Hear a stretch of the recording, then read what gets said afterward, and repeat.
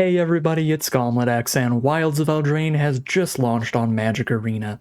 This brand new set features tons of unique and flavorful fairy tale themed cards, with returning mechanics like Adventure tacking an instant or sorcery onto your permanent for flexibility, some brand new enchantment based mechanics like roll tokens providing a variety of unique aura tokens, and the Enchanting Tales bonus sheet, giving us one fancy reprinted enchantment in every single pack.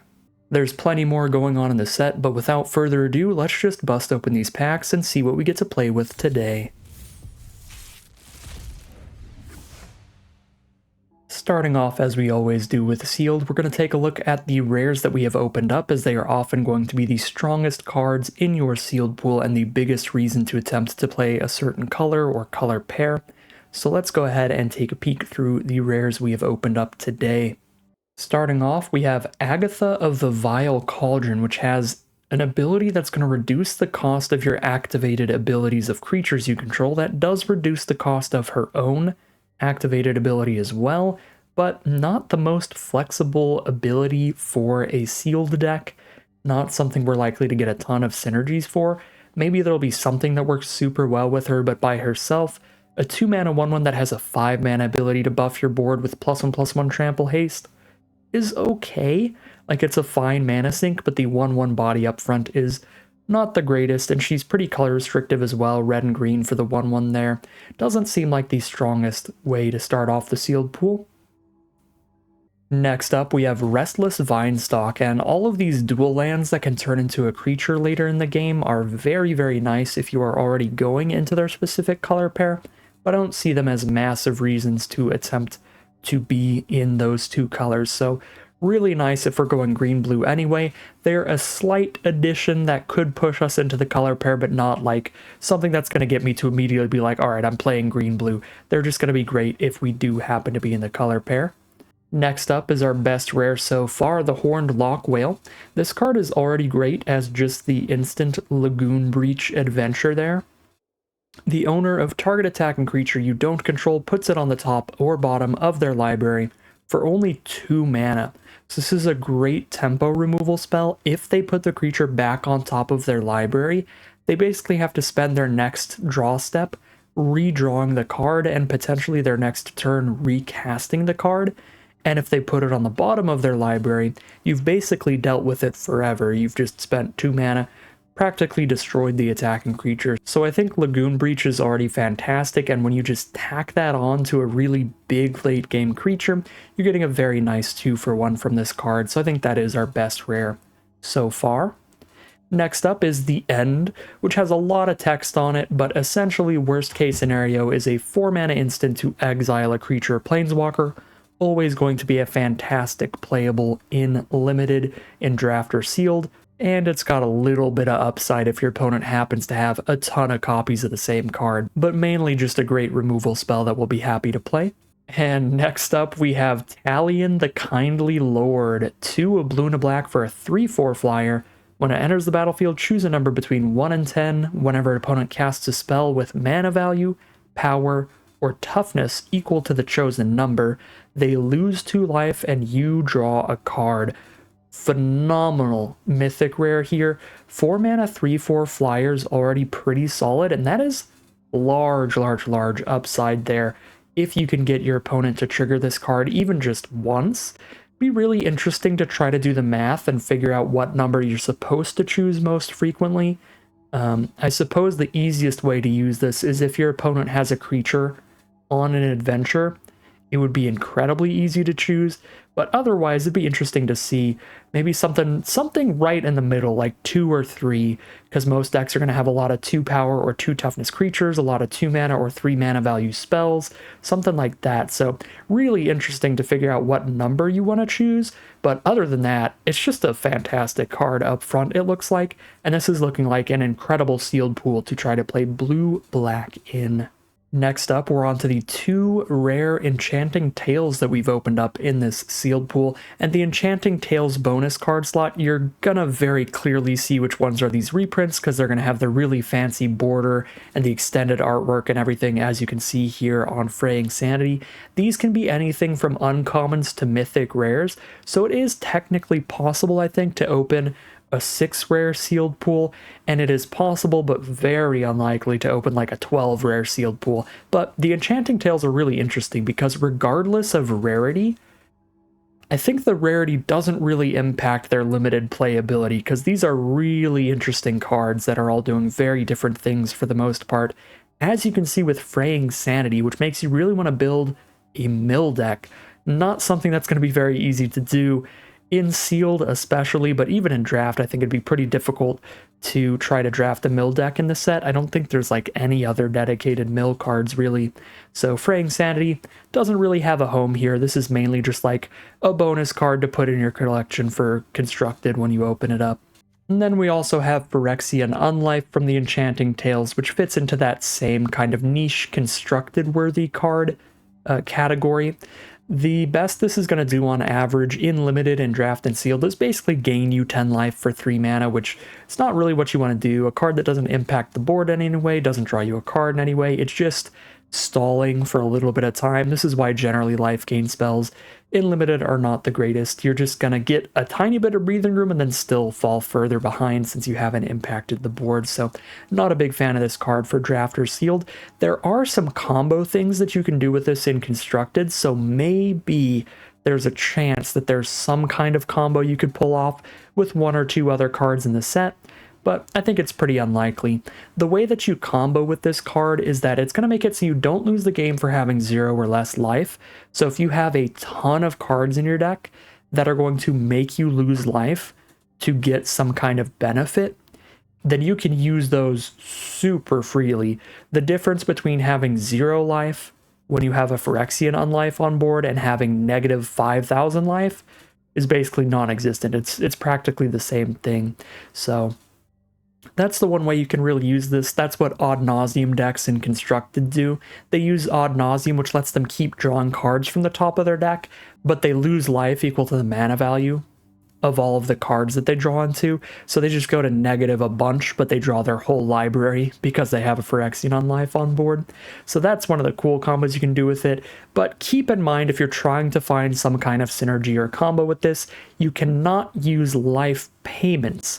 It's specifically things that make you lose life that you can keep popping off with. If you're trying to pay life when you have 0 or less life, you don't have that life to pay. So if you're looking for Phyrexian Unlife combos, look for cards that make you lose life, and then with the Unlife you can make it so that is like no longer a disadvantage at all. Not something I really recommend trying to find for Draft or Sealed. I just don't think the cards are there. And last but not least is another blue rare, which could be great for us. It's also got a great adventure off of green, so maybe blue-black using our Restless Vinestalk to help splash in a little bit of green could be a fantastic place to be. So the Elusive Otter, a 1-mana 1/1 prowess. Creatures with power less than its power can't block it.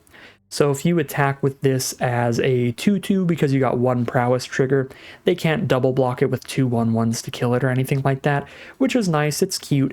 A 1-mana 1/1 prowess, not the greatest card ever, not the scariest card ever, but I do think it goes up in value in this format because you have the roll tokens, meaning you're going to have a lot of auras in your deck most of the time that you can use to buff up a 1/1, and the difference between a 1/1 and a 2/2 is pretty dramatic, and all 5 of the rolls that you would want to put on your own creature give it at least +1/+1. So I think the Elusive Otter pretty good at wearing those roll tokens, and if you have access to the adventure, the Grove's Bounty, then you've got a really, really nice card because that is a flexible buff alongside a creature. So big fan of our blue and black. That is certainly what we are going to look at the most here. But as always, we're going to take a look through all of our other multicolored cards and our colorless cards to see what kind of mana fixing we have, and see if there's any other 2-color cards pushing us in a specific direction. Checking out our multicolored cards, we also have Charade of Numbing Depths, the absolute best reason to try to play a blue-white tap deck. This is a great card, very efficient by herself, tapping a creature down and stunning it, and drawing you a card when she does so. But if you have other tap effects in your deck, you can keep drawing an extra card like every single turn you're tapping something. So Charade, great reason to try to play blue-white tap. Also powerful enough to be splashable on her own, so if we have incredible mana fixing, maybe we do like blue-black splash white and splash green or something, so Charade's a really good multicolored card. Ruby less so. Ruby's a lot more narrow and focused, a lot more specific. Ruby wants to be in a red-green ramp deck that's just trying to ramp into big dorks. If you hit Ruby off of a splash, if you're trying to splash her in, she's going to be significantly weaker. Any card you splash into your deck should be a card that is still pretty impactful later in the game, because just by virtue of being your splash color, your least represented color, you're not going to have the sources of that color as often, so you can't reliably have your red mana on turn 2 if you're playing 3 mountains to splash in your 1 copy of Ruby. But if it's a card that's still pretty impactful like turn 10, then you're really talking when it comes to splash cards, and Charade definitely fits that bill. Ruby, not so much, so not as interested in the Ruby here.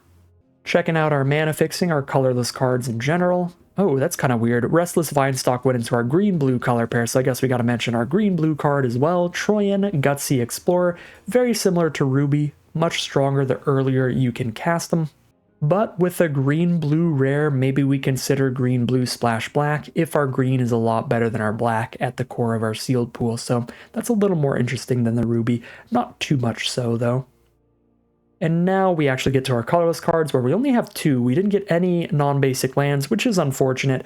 I think, well, any colorless non-basic lands, I guess. We got the Vinestalk, but I think all of the non-basic colorless lands in the set are pretty great fixing. I think the weakest is the Crystal Grotto, but there's literal Evolving Wilds in the set, and an uncommon that's basically also Evolving Wilds. Those are just really great lands to help get a splash in, but at least we got a Prophetic Prism that should help us out a lot. Fantastic card I would put into any deck that's trying to splash, and it works really well with one of the mechanics we haven't talked about yet. I think the only primary mechanic we haven't talked about yet, which is Bargain. Bargain is a mechanic that makes you want to sacrifice an enchantment, an artifact, or a token to get some added value.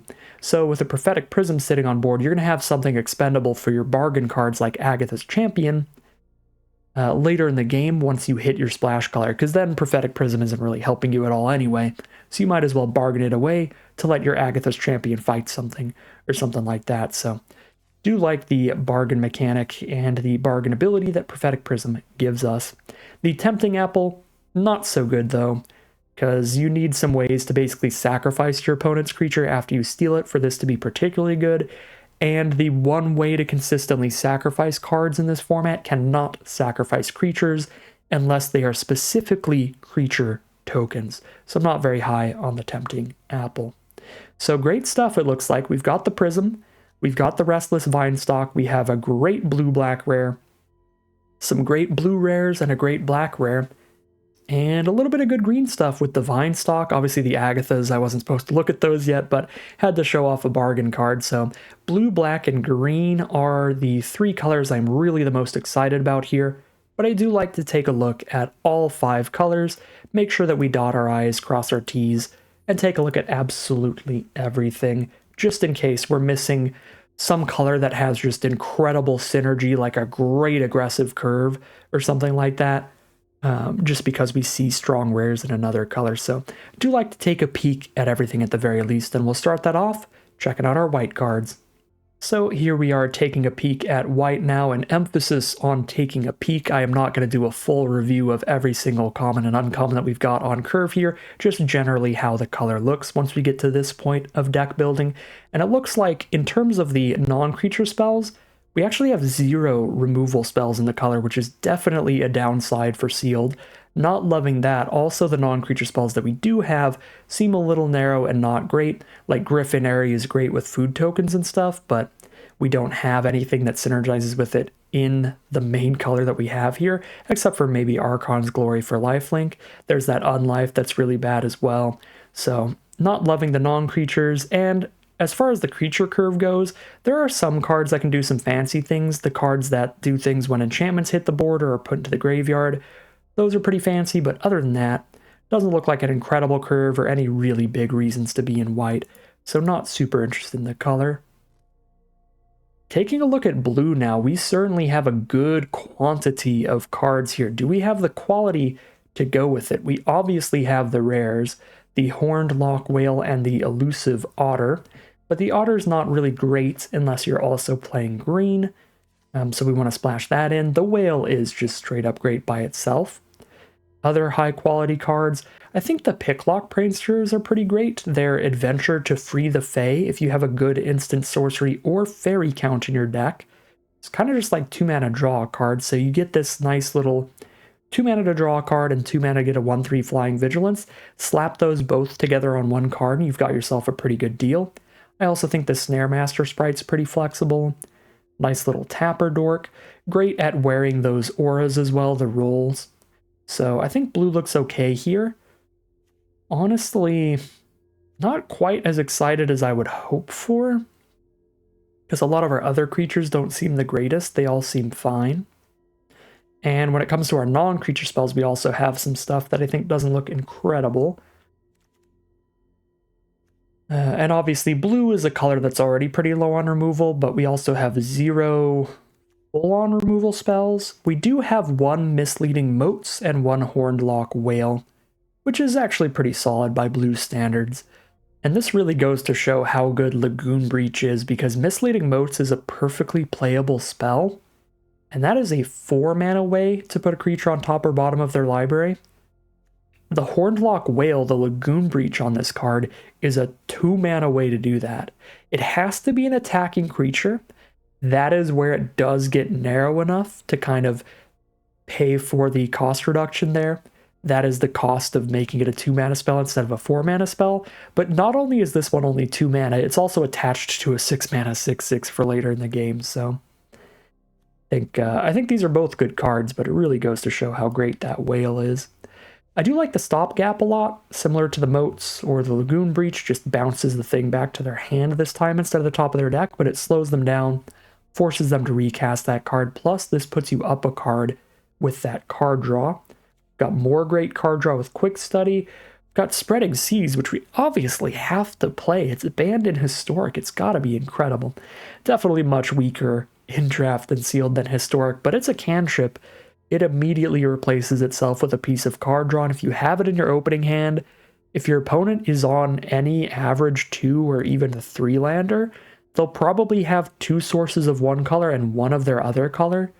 So if they're not a blue deck, sometimes you will randomly just hose their mana for a while and slow them down with this. So I think it's playable in Draft and Sealed, but certainly nowhere near as good as it is in Constructed, where you can hit a Triome with this or something and really get their mana base hindered. So Spreading Seas is fine, but not exciting. And I think that's a lot of what's going on in blue. A lot of fine, but not exciting. A few that look pretty great, like the rare, but we certainly do want to be playing probably like a 3-color deck, at least like blue, black, splash, green. That way we can play a bunch of non-blue cards and still play our really powerful blue rares. Checking out our black now, this is definitely less cards than I was hoping for in the color, plus a lot of them aren't great. I'm not a huge fan of the Sugar Rush, especially because it looks like we are going to have a pretty low creature count where we can't cast this that consistently just to cycle it away and draw a card. Candy Grapple's great removal though. Shatter the Oath, great removal in Sealed, a little weaker in Draft where you want to be playing pretty low curve stuff like a 5 mana sorcery speed removal spell. Pretty slow for that, but Sealed, you definitely have the time to get there. The End is obviously incredible removal, so we've got really good removal going on, but some mediocre other stuff like the Ariat's Whisper, the Sugar Rushes. Whisper might be okay in the right deck. And then literally only 3 creatures, so there's some issues to the black here that might push us towards blue-green splash black. But our strongest black cards outside of our blue-black rare are double blacks that are kind of hard to splash in when we need to hit 2 sources that one color. So definitely pretty disappointed about our black here. It's still an option, but I'm a little off of it because it's not going to be a great primary color. and our strongest cards in the color require heavy devotion to black, needing 2 black sources out to cast them, so there's certainly some issues to the color. Checking out our red now. We've got a lot of removal here. Torch the Tower, double Frantic Firebolt, and a cut-in. Also got a pretty aggressive curve.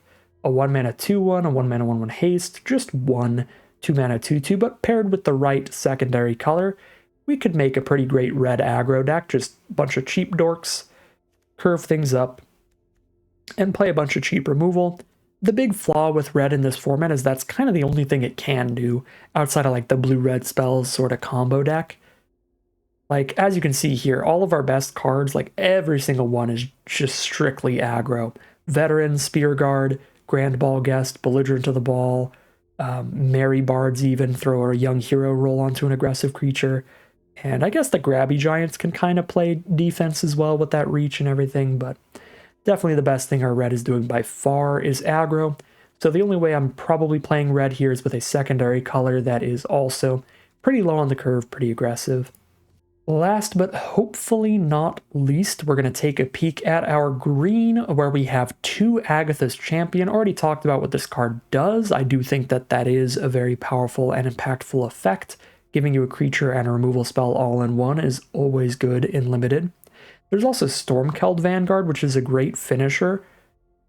They can't really chump block this card very easily, and it does a lot of damage. Plus, it gives you main deckable artifact and enchantment removal pretty easily.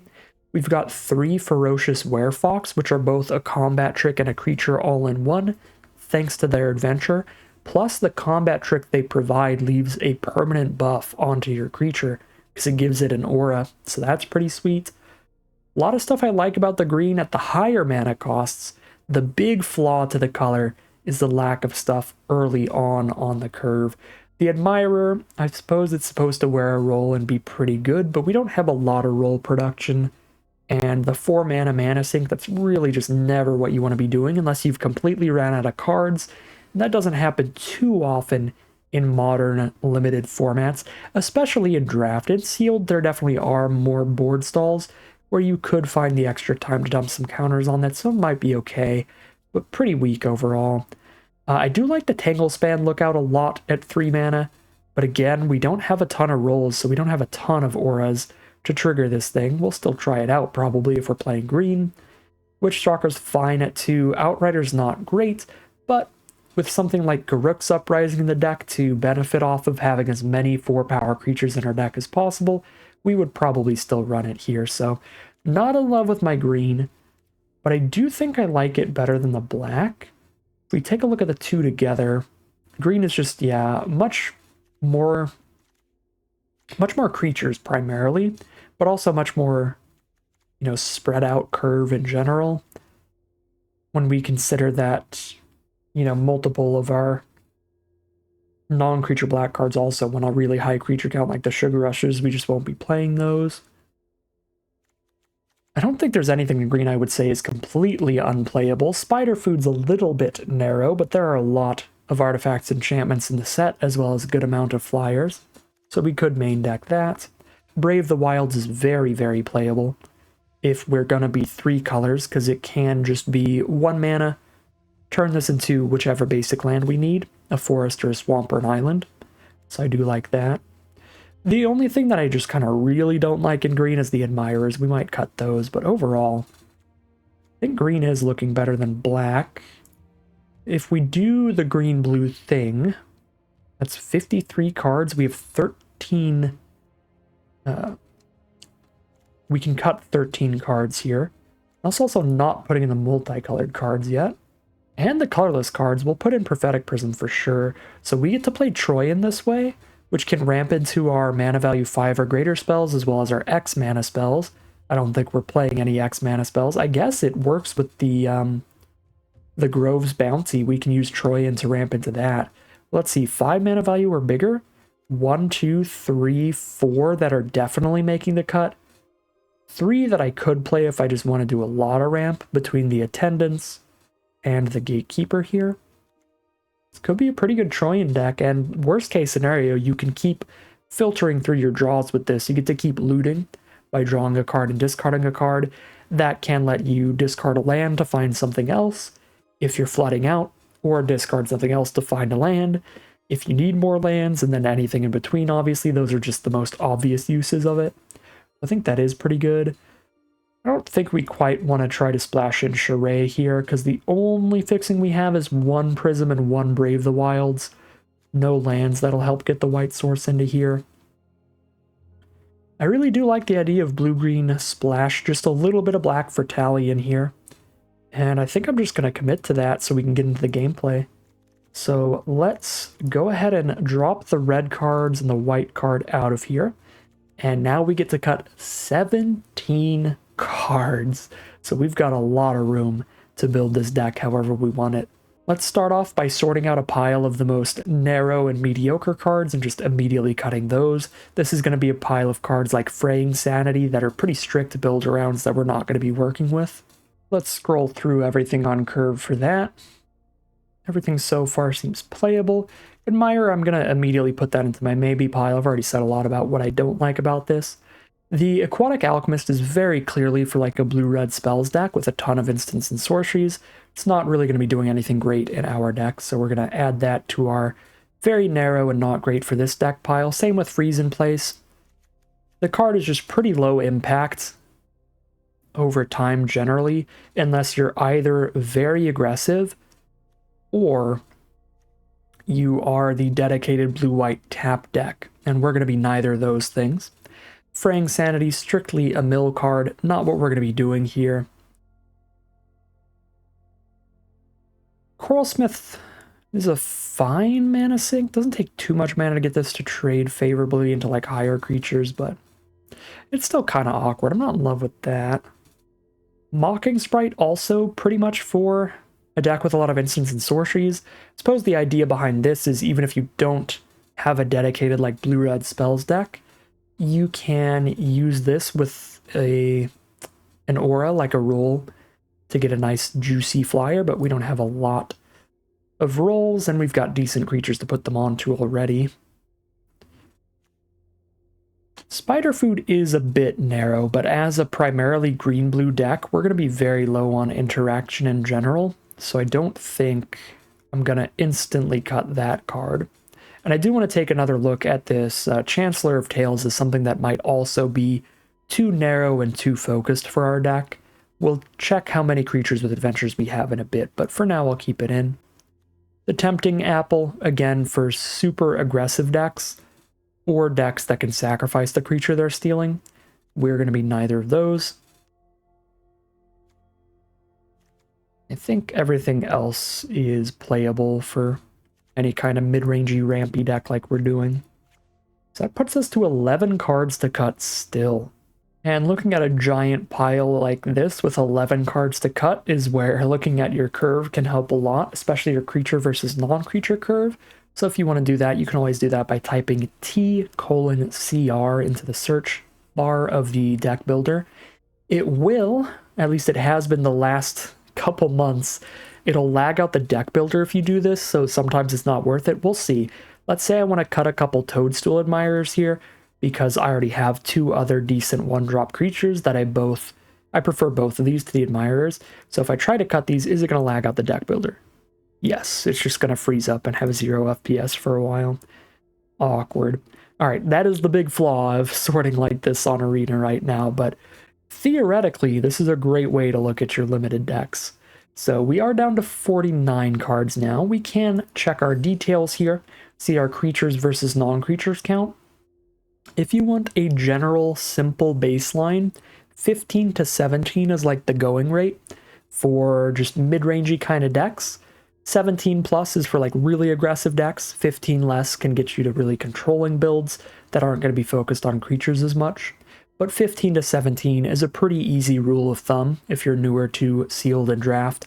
That is a solid number to hit. And that's what I usually do for most of my decks. It just keeps things nice and simple.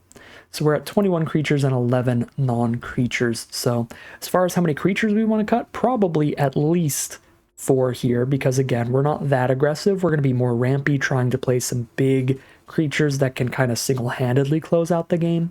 So we definitely don't need a lot going on mid-range, and actually think that if it weren't for the Tanglespan Lookout giving us card draw when we're playing auras, I would really not be that interested in the Ferocious Werefoxes for this deck, because I don't think we're winning by getting these little tricky attacks in. I think we're winning by slamming down an Agatha's Champion, killing our opponent's best smaller creature, and leaving behind a 4/4 trample. I think we're winning by dropping down a 6/7 and hoping our opponent doesn't have removal for it at the time. I think those are going to be more of our winning plays than just grinding out little cheap attacks. So I don't think Werefox is great in here outside of with the Tanglespan Lookout. So one thing I do really want to keep a lookout on is how many auras we have in this deck. Because if we don't have any other auras outside of the 3 monster rolls we can get from the Ferocious Werefox, it might not even be worth playing the Tanglespan Lookout in the first place. This card is exceptional with enough aura production, but with only 3 and all 3 of those cards just not being that synergistic with the rest of our deck, it might be worth just a full-on just cut all 4 of those together. So let's take a look here. If I search aura, what do we have?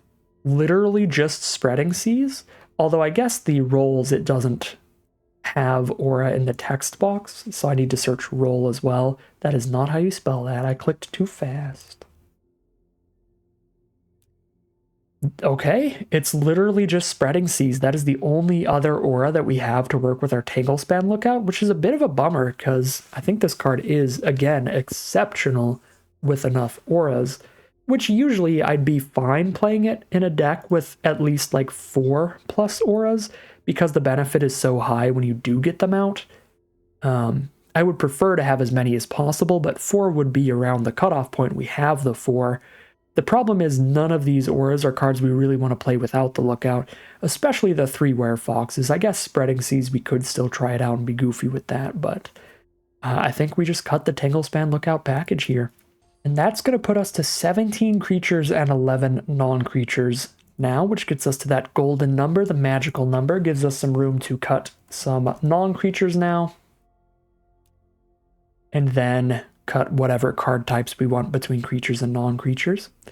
So taking a look at what we've got here, I do not like the Obira's Attendants that much just by themselves generally, but I kind of like how they look in this deck. They're going to give us a couple more fairies to work with our 2 copies of Picklock Prankster, so that these can more consistently draw us a card when we cast the Free the Fae adventure, which is pretty important. And they're also going to work great with Troyan, giving us just more mana value 5 or greater spells to cast. We can play turn 3 Troyan and turn 4 Obira's Attendants. So I think that's decent. I do want to check the adventure count real quick again before we look at these non-creatures. To see if Chancellor of Tales is worth it, and it might be. It's another fairy to synergize with the Picklock Prankster. A 4-mana 2/3 flyer is a pretty bad deal, so we do want to trigger the double adventure ability as often as we can, and it might be decently often. 1, 2, 3, 4, 5, 6, 7, 8 adventures, and that is not counting Frolicking Familiar, which technically can also go on an adventure if we have a Prophetic Prism on board. Not going to be frequent, but I think 3-mana 2/2 flyer with prowess basically, already like a decent card, so I think it's worth running for that tiny little potential bonus there. Yeah, we'll try out the Chancellor Tales thing. I think I'll keep pretty much all these creatures then, and we just cut 5 non-creatures. Were there any other creatures that were really close to being on the chopping block? I think that was basically it. The double attendants, the Chancellor, the Frolicking Familiar, and we just found a decent reason to play all those. Outrider was close to the chopping block, but if we're going to keep Garruk's Uprising in here to draw us cards when we're playing power 4 or greater creatures, we should probably keep the 3-mana power 4 or greater creature as well. It also synergizes well with the Territorial Witchstalker, so that's a thing too. Garruk's Uprising, probably similar to the Aura card where I want at least 4 cards to work with this. This more so since it doesn't do anything really unless you have creatures with power 4 or greater, so the cutoff point's probably more like 7, 8 plus creatures with power 4 or greater. We've got 1, 2, 3, 4, 5, 6. Might not be fantastic for Garruk's Uprising. And then if we cut the Uprising, we probably also cut the Outrider. I think Witchstalker's fine in here without Outrider because we still have 5 creatures with power 4 or greater. Plus, this doesn't do literally nothing without a creature with power 4 or greater, which is what the Uprising does. It just does literally nothing unless you have a creature with power 4 or greater. It gives your board trample, but if your board is all 3 power or less, trample doesn't really matter. Yeah, the big flaw of this card is that it doesn't draw you a card when you play it, unless you already control a creature with power 4 or greater. Makes it extra awkward. You would really want to just at least get your card back out of this before it starts doing things to make it more consistent, and that's where the new version of it, Up the Beanstalk, becomes so powerful. So I think I'm actually just dropping some of this power 4 or greater theming here. Drop the Uprising and the Outrider. Puts us to 16 creatures, but also 43 cards total, so we get 3 cards to cut now. Spreading Seas is very cute. I don't think we really need to play around with that, though, so I'll cut that. Also, Sleight of Hand is significantly better with a lot of instant and sorcery payoffs. Otherwise, it's just a cantrip, just replaces itself when you play it, which is fine, but not anything fancy. It's kind of filler. Probably just cut that for the filler and then cut the spider food. Yeah, that seems fine to me. We'll cut a Sleight of Hand, that little cantrip, because I already have 2 other ones, basically. The Brave of the Wilds that immediately replaces itself with another card, that card being a basic land. The Prophetic Prism immediately replaces itself with a card draw. But then probably cut, well, I was going to say cut the spider food, but then I'm looking at our removal count again, and it's pretty low. 2 Agatha's Champion, Hornlocked Whale, Misleading Motes, Johann's Stopgap. That's not horrible, actually. Yeah, we can probably cut spider food. I do like the idea of Water Wings here. The thing that makes this card decent and not just some random dirty combat trick is the addition of Hexproof. That can kind of turn this into a negate in a lot of games against removal spells. Cast this on anything just to counter their removal spell, while also having the flexibility of every now and then, this just finds the last few points of damage you need. If your opponent's at 4 life, you don't have any flyers on board, they don't have any flyers of their own, all of a sudden just Water Wings your random otter into killing them is a thing that can happen, so kind of like a negate with a little more flexibility. It probably plays fine. Spider food, I think, is going to be the cut for me here. I like the card draw quite a bit, especially the 5 mana one. Generally don't like this card much, but with Troyan into that, it can be pretty great. Might be building a little too hard around the Troyan because I don't really have any other mana ramp, and I've got a lot of 5 and 6 mana cards. Yeah, my curve is pretty high here. Maybe I should keep the spider food in and go a little less all in on Troyan, because there's going to be several games where I just don't draw him, and there's also going to be several games where I cast him and he dies, and in any of those games, it's going to be pretty bad to have tried to play 11 5 and 6 mana cards in this deck, so I guess I'll cut the Into the Fey Court as the final cut. But I could see solid arguments for any of that kind of stuff, and I think the deck's looking pretty great here. Definitely disagree with the mana suggester, though. We have a Prophetic Prism and a Brave the Wilds for 2 additional black sources already, so this would be 5 black sources for a deck that's splashing in a single black card that only needs 1 black source to get cast. Generally, the rule of thumb there is you want like 3 sources of your splash color for 1 card of that color. So that would be 1 Swamp, a Prism, and a Brave the Wilds. But I think I'm still going to go 2 Swamp here. That way I don't have to feel really bad at all if I just have to Brave the Wilds for a green or blue source. But I guess the Restless Vinestock helps with that as well. One of the things about like during draft to consider is that normally you would think if I was drafting and trying to splash Talion, you would be like, what's going to help me splash this in? A blue-black source or a green-black source, but technically, even a green-blue source drafting something like a Restless Vinestock helps splash in the Talion because it puts us in a position where now, instead of having to run 8 islands and 7 forests to hit 8 blue sources and 7 green sources, I can run 7 islands, 6 forests, and 1 vine stock, have just as many green and blue sources, and use that extra slot that I opened up to just put another swamp into the deck. So that's a nice thing to keep in mind. It doesn't matter too much here because it's a sealed deck. Like, obviously, I just play the vine stock, so it doesn't really matter when I draft it. I don't have to consider that it helps me splash black, but it is certainly worth mentioning. So we are... how much heavier into blue than green? Quite a bit. 16 blue cards and 7 green. Do I have any double green spells? I do have 1, but it's a 6 mana card. So I don't need double green until quite late in the game, but I do want green early for Brave the Wilds, which is awkward. Yes, I don't want to go too much heavier on blue than green. I could play 1 mountain for Brave the Wilds with the Frolicking Familiar here, but it's almost definitely better to just get another blue source. That's probably fine. 7 green sources, 9 blue sources, and 2 black, with 2 sources of any color. Prism and Brave the Wild should balance this out pretty well. Yeah, I mean, looking at the mana curve, if I am not playing Brave the Wilds turn 1, I don't need the green source till turn 3, outside of for the Witch Stalker. If I miss green sources till turn 3, that's not horrible. 7 green sources hits them by turn 3 pretty frequently. Although if we look at double blue cards, I only have 1 card in this deck that needs 2 blue sources. I could definitely find myself in positions where I have 2 blue spells in my hand and I want to cast both of them. Like I've got an Otter and a Prankster, so I would need 2 blue sources and one of another on turn 3 to play both. But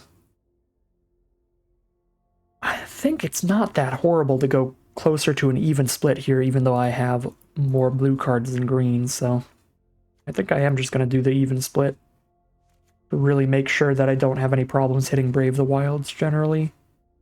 And then anytime I have a black source or a prism, I can just always Brave the Wilds for the second island, and that balances things out and keeps things looking solid here, so I think that's how we're going to build this deck, and we will call it a deck there.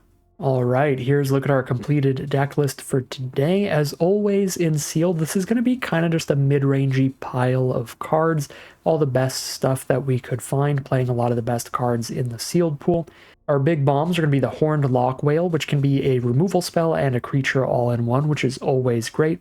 We've also got Italian, the Kindly Lord, which can potentially draw us a bunch of extra cards while being a solid flying beat stick. And the Elusive Otter, which is another one of these adventure 2-for-1 creatures, can put a bunch of counters on our board, and then also spit out a little baby otter, which is decent. Not that bomby. We have some other ways to win the game, obviously a lot of flying little fairies here, and just some big green hard-to-block creatures like Stormkeld Vanguard, and a couple Agatha's Champions, so lots of big beef at the top end of the curve. Lower on, we've got some decent high-toughness creatures like Picklock Pranksters and Territorial Witch Stalkers to try to stall out the game a little bit and keep us alive, and some mana ramp that should be excellent in this deck, which is Troyan Gutsy Explorer.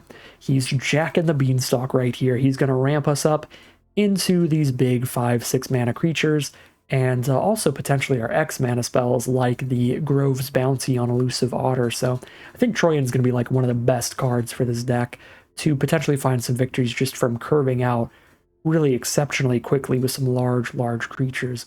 Other than that, we've got some ways to slow our opponents down with some bounce spells like Johan's Stopgap, Misleading Motes. Spider Food is kind of narrow removal, but we needed some kind of interaction here and didn't have a ton in green-blue. And then some good fixing to get that Talion splash in there and make sure our main 2 colors are hitting pretty consistently between Prophetic Prism and Brave the Wilds. Pretty simple stuff here, just a collection of the best spells that we got in our best 2/3 color pair. And that's what we're going to be rolling with as we head into the gameplay. Here we are for game 1 with a bit of an awkward hand mana-wise. I'm still going to keep this, the primary reason being that we have Quick Study at 3 mana to draw a couple cards, but even the Picklock Pranksters Free the Fae adventure could find our Brave the Wilds to find us a green source. And we've got 3 castable spells, even if we don't hit the off color here. I think I'm just going to slam down the Snaremaster Sprite turn 1, start chipping in for 1 damage a turn. because we don't even know when we're going to hit the 3rd mana. Our opponent is aggressive. They're going to start with a Ratcatcher Trainee, so we are definitely going to need to find some lands quickly. So I'm going to poke for one with the Snare Master Sprite, because even if I don't, this Ratcatcher Trainee has first strike during their turn, so we're not going to be able to find a profitable block. See if we can find something decent for us here with Free the Fae. Well, we did mill a green-blue source, but we can pick up a Stopgap or an Attendance. Both seem solid. I don't have anything to bargain right now, and 4 mana is kind of a lot, so I guess I'll just take Attendance to stall things out a little. And we have naturally drawn the green source, which is exceptional here, but really any untapped land would have been great. Gives us the opportunity to play Quick Study or Familiar. So I could play Witchstalker instead, and that holds off the Trainee. None of my other plays actually keep that from attacking right now, so that might be fine, even if it is inefficient mana-wise. But if we can curve up to 5 mana for the champions, that could be great. We do ideally want to find a Prophetic Prism or something for bargain fodder.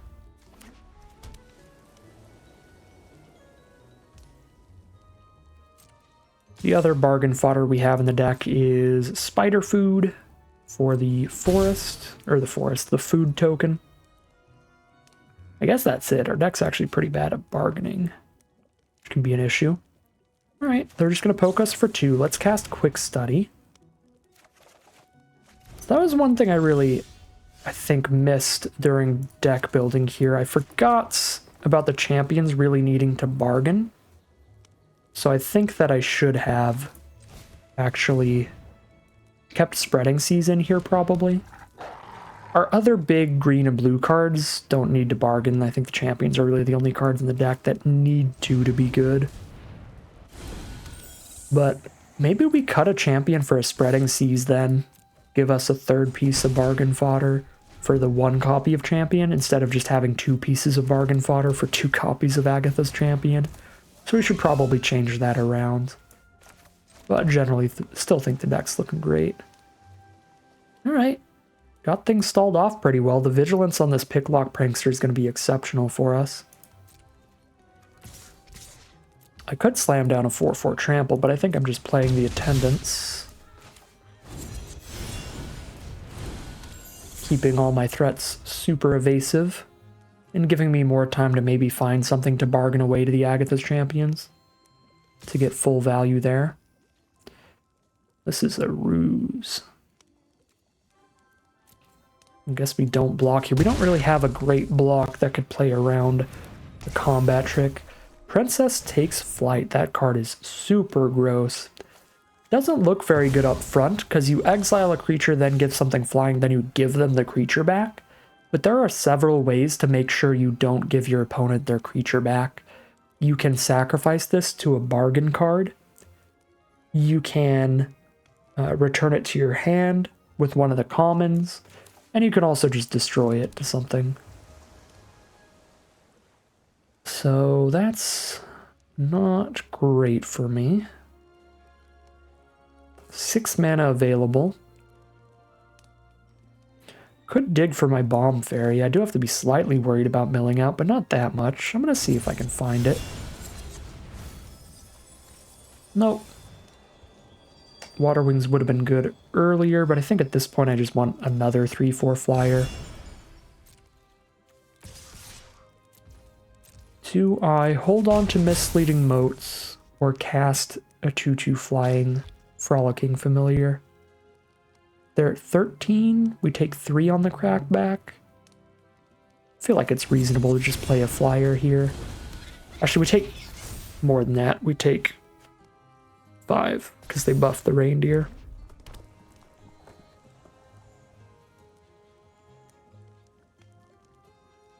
But I think with Misleading Motes for later, we can win the race. Ooh. Actually, don't mind that at all. I was already not going to block the reindeer. My only block was going to be Witchstalker onto the trainee. Oh, but double strike? Okay. I think, I mean, that obviously didn't go well for me, but I was already not going to block, so the fact that they also spent the beat a path is pretty ideal for us. 3, 4, 5, 6, 7 mana. I can cast an Agatha's Champion and hold up Attendance as a combat trick. That seems very reasonable to me, to try to keep us alive.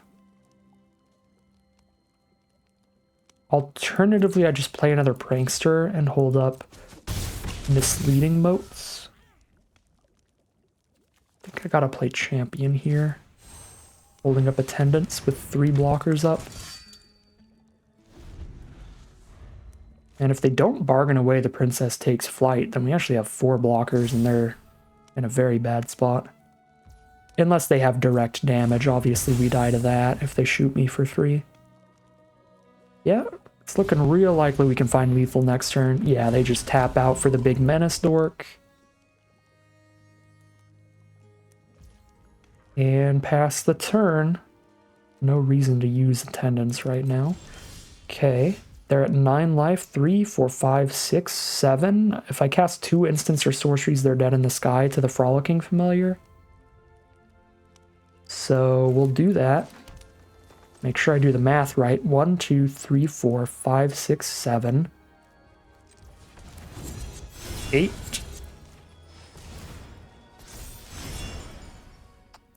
9. Guess I'm just really going to be rude to the 2-headed hunter here. And there's the concession that is going to find lethal. Really solid stuff from the deck there. Just some big green dorks and some nice blue flyers. With some annoying removal like bounce stuff. Definitely liking the deck in general, but that one thing that we did definitely realize, because I am still very new to the format, of course, we don't actually have good ways to bargain, so I should be playing a Spreading Seas over a second champion, I think. That actually ups our bargain count for that. So champion's significantly worse than I was considering it to be without that bargain ability, but I believe that is the only card in the deck that needs bargain to be good. So I'm still cool with just 3 ways to bargain generally. Should still play out fine. Yeah. Brave the Wilds has a potential bargain, but we really don't need to do that. And the Stopgap has a bargain as well, and this is quite a valuable bargain. Being able to cast this for 2 mana instead of 4 is very good, but it's still fine at 4 mana. Maybe we do take another peek at what I could play over Stopgap here as the 40th card. Now that I have cut a couple more creatures, maybe we want to put a creature back in between blue, green, and black, but I really don't think there's anything incredible. We could play a Mocking Sprite just to up the fairy count. Could play another 5-drop card draw spell to go with Troyan, which is cute. For black splash cards, Dream Spoilers could be annoying. Pretty expensive, but we live in Magical Christmas Land where we draw this alongside multiple of our instant speed adventures.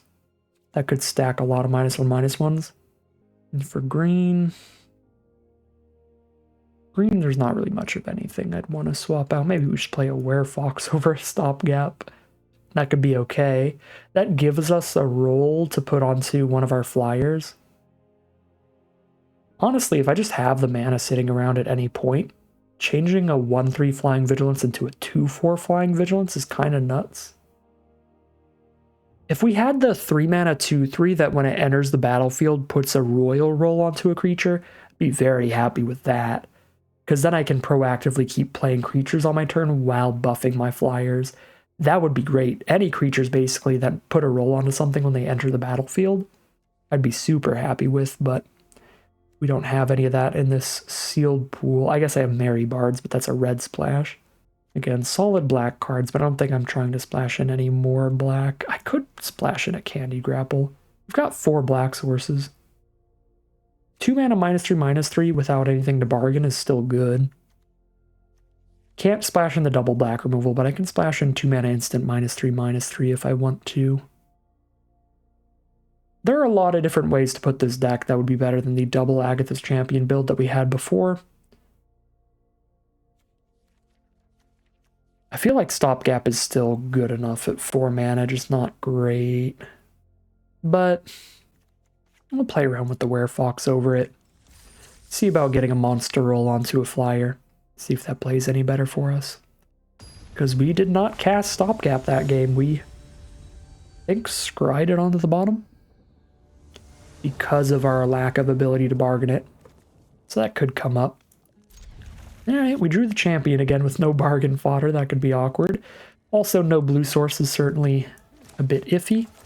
I'm not gonna lie, I thought the swamp was an island. It happens. Happens to the best of us. I think the keep is still fine. Turn 2 Witchstalker should keep a lot of aggro off of us, and in sealed we have a lot more time to stumble in the early game. It's not a good keep, but it's not a horrible insta-loss kind of keep generally.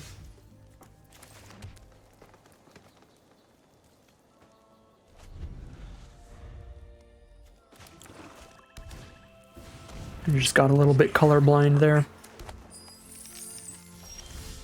There's the Prophetic Prism, which is perfect. That's going to be my blue source for quite a while, and then it's going to double as sacrifice fodder for champion later when I don't need it anymore. Find a Water Wings. Facing a 2/3, I just blocked that with Witchstalker. I don't need to play anything proactive right now. Let's just play my land and cast Free the Fae during their end step then.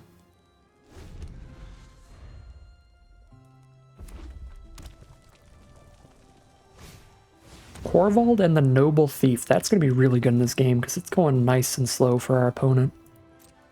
So they're going to get 2 treasure tokens over time, and then they're going to draw 3. They can play those cards during the turn that they drew them only.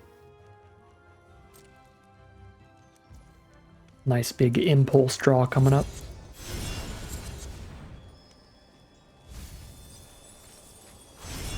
Ooh, big miss off the Picklock Prankster, but I suppose it did mill us directly into an island. If we hadn't have done it, we'd have hit Troyan into forest. And then island. So, kind of a miss, kind of a hit at the same time. Thanks to, just RNG. If I crack Prophetic Prism, I only have 1 blue source, but I don't have any cards. I've got 1 card in the whole deck that needs 2 blue mana. I am going to choke myself on blue, which is awkward, but I really love the damage I can just start getting in by clearing out the Red Cap Thief and hitting for 3 right now, and having 7 power to attack with next turn. It's probably too aggressive for how our deck is, but I am a very aggressive player at heart. So this is my kind of line.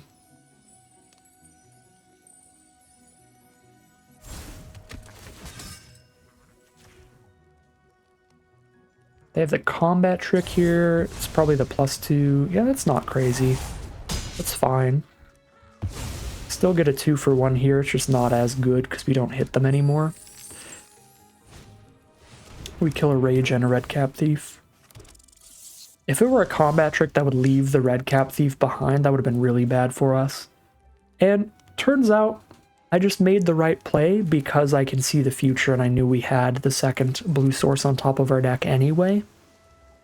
So if you know the blue source is coming, you definitely don't need the prism.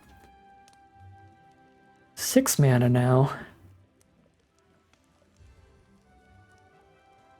Lock down an Edgewall pack and poke with a Prankster a bit. I can't do much, honestly.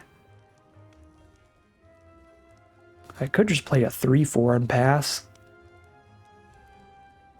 3/4 and a 1/1 flyer, but that also doesn't do too much.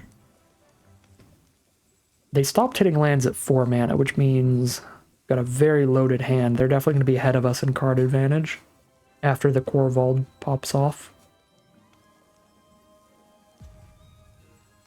Yeah, I'm not seeing any great lines we can really take here.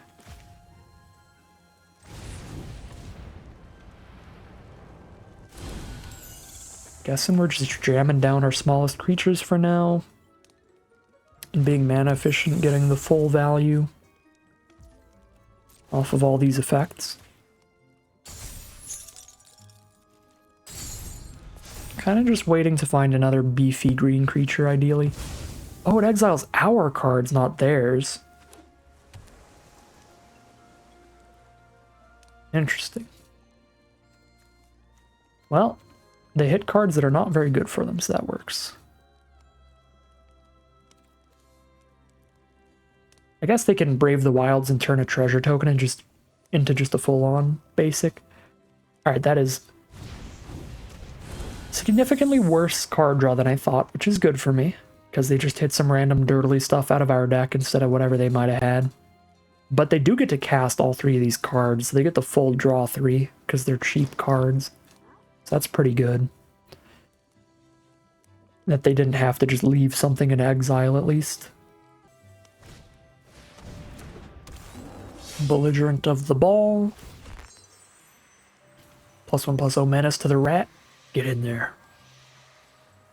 Get in there, rat, jam in. It's not attacking. And they let the Brave the Wilds just die. They did not want to sack a treasure to Brave the Wilds. Nice. Well, they've already got a blue source at this point, so what is the flaw in giving them another? Or what's the benefit, even? I probably just want to play my 3/4 flyer. I don't have the mana to do both unless I top deck a land off of the Spreading Seas, which is a bit of a gamble. However, it's probably, since we're not under too much pressure, it's probably alright if I don't hit land 5 here just yet, because then I might be able to wait till I can play the Attendants and hold up Water Wings to defend it later. They've got 2 treasure tokens, so I don't think it matters between the swamp and the mountain, which I turn into a blue source. I could fix our own mana putting this on a forest, but let's just annoy them a little bit.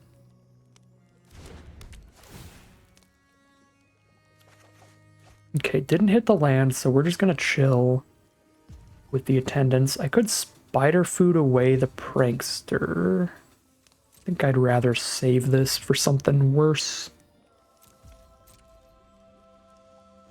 They might have something scary out of the Enchanted Tales. And obviously all of the Enchanting Tales are enchantments. Or they might have a dragon. Some of the biggest bombs in red in this format are big flying dragons, which Spider Food can of course eat, because it can blow up flyers. So the Tattered Ratter here can buff the rat up to 3 power if I block it. Could cast Water Wings or Desperate Parry to kill one of their creatures without losing one. I think I'd rather kill Belligerent of the Ball than Edgewall Pack. Trading a 1/1 flyer into the rat isn't terrible if I let them keep the Prankster, because then the 1/1 flyer is not really doing anything anyway. So I might do that as well. Oh, they're just going to let this through and kill my 1/3 flyer. I guess over the 2/3 defender makes sense. But I do think I want to save it.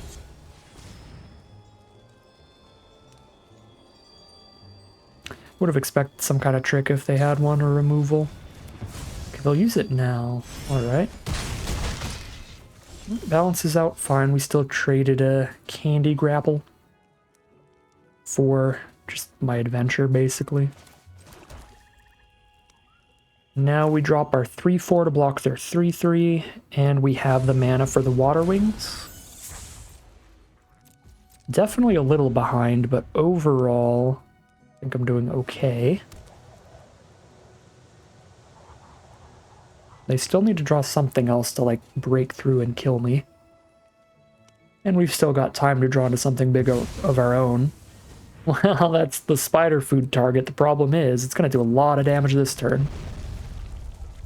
All of their damage is tripled, so their 1/3 is a 3/3 now. Their 1/3 is already big enough to kill, like, my Prankster. That's really uncool. And I have to 2-for-1 myself to kill one of these, and I have to block one of them or I take lethal. 9, 18 plus 6, 24. Kind of feels like I have to just lose my whole board. but then I have no solid follow-ups. If there's a way to survive with attendance still on board, I need to do that. So it would be attendance here, take 3 from the prankster, attendance lives, and then we put this picklock prankster on the belligerents and water wings it, and then we take 9 plus 6, 15. That's not dead yet unless they combat trick us. And this way I still have a creature, but they've got the Menacer, which is not good. But I can't kill it this turn without dying to the other stuff. Oh my god, they still have torched the tower for 6 damage? Well, still had him. So that's not going to work out. And we just hit a land, so it is over. Fiery Emancipation. Nasty, nasty card there. And I am exactly dead because I hit a land again. I can block the belligerent to the ball, but take 5 from the other 2, which is exact lethal. Maybe if I left behind the 1/1 flyer instead of trading it into the rat, I would have had the creatures to try to kill the Menacer there, but then I still lose to the torch. Regardless. Yeah. I don't know how much more I really could have done that game. Maybe some earlier lines give us a little bit more breathing room. Leave us at 2 or 3 life there moving into the next turn. Does not feel like a game we could really turn around, though. The Fiery Emancipation just had such massive impact the turn it hit the board, and that the spider food doesn't really save us from it. 1-1 as we head into game 3. Here we are on the play, both our main colors and the Brave the Wilds, or the black source.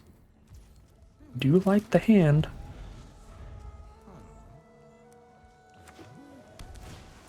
Snare Master Sprite to start things off. Ooh, we find the Talion. So if I pick up the black source, I can Talion on turn 4. If I'm gonna Talion turn 4, then I am kind of interested in playing Prankster, but I think I'm gonna still use Free the Fae, and then we play Prankster and Brave the Wilds next turn for all 3 of my mana. And that might get them, emphasis on might, it probably won't, but it might get them to use removal on the Picklock Prankster so that they can clear a path to their Snare Master Sprite. Another unlucky hit on the Picklock.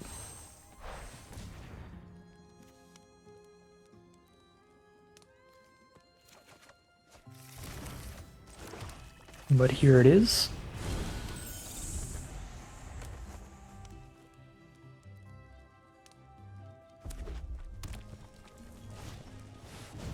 It's an Ice Rot Sentry, so no removal, but they can use the Sentry to tap stuff down. I feel like 2 is just the ideal number for Talion, right? 2 power, 3 toughness, 2 power, 2 toughness, 2 mana spells. Maybe now that it's turn 4, the correct number is like 3 or 4. I feel like I just Talion for maybe 3? Because there's the 4 mana 4/3 reach. If they have any 4 mana removal, like that does 4 damage to Talion, maybe it's 4 now. Talion is so interesting. Decks tend to have more 2 and 3 mana value cards than anything else. I'm just going to stick to 2.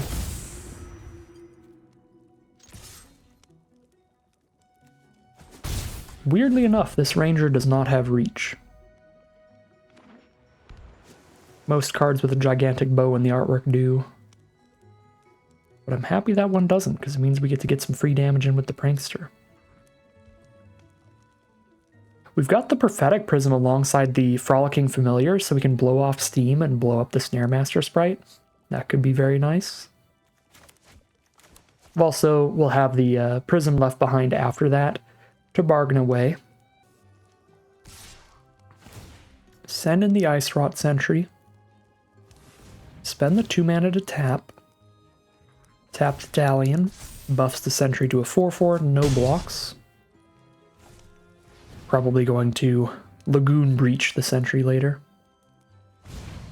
Callous Sellsword, sack the Sentry, deal 4 to the Talion. That works. And even though it's an adventure on a 2 mana spell, it counts as a 1 mana card, and I definitely wasn't going to say 1, so I couldn't have gotten a card draw in there. Alright, well, at least we killed the Sentry. Plays fine. Now, let's just lock in that blow-off Steam value here, while they don't have the mana to like buff the sprite in response to this. Because this is the one big risk of any adventures that you have that target creatures, is if the creature that you're targeting dies or gets hexproof before your adventure resolves, your adventure and the creature go to the grave. So, super risky if your opponent has a bunch of open mana to do that. Attacking, just attacking on Lagoon Breach, alright. So, I mean, I do still attack into the Chancellor because I have the combat trick, but the reason for attacking it is not because of the Lagoon Breach. Alright. Well, I do want to kill that thing before that potentially pops off with the double adventures. So I'm cool with holding off on the whale and just casting a quick study here to draw 2. I'd rather draw 2 or get the flyer down. I think I'm chill to draw 2. We're just hanging out with our opponent here. No pressure either side of the board. A nice long card advantage oriented game here. We get to draw 2. Find some lands. Okay. How does this work? 5/5 with trample, and when it attacks it makes something else a 3/3, so it makes my prankster a 3/3 flying vigilance. Whoa. That's a big enough threat that since I'm flooding a little bit here, it might be best to just keep activating this instead of playing more creatures right now. Make them deal with this land before they have to deal with anything else. Honestly think that's fine. If I have the mana to hold up 2 after that, 3, 4, 5. I'm 1 mana off. If I had 1 more mana, I could do that and hold up the Lagoon Breach, which I think would be super, super good. I think I'm still gonna do it here, because I'm not gonna need to Lagoon Breach their 2/2 anyway.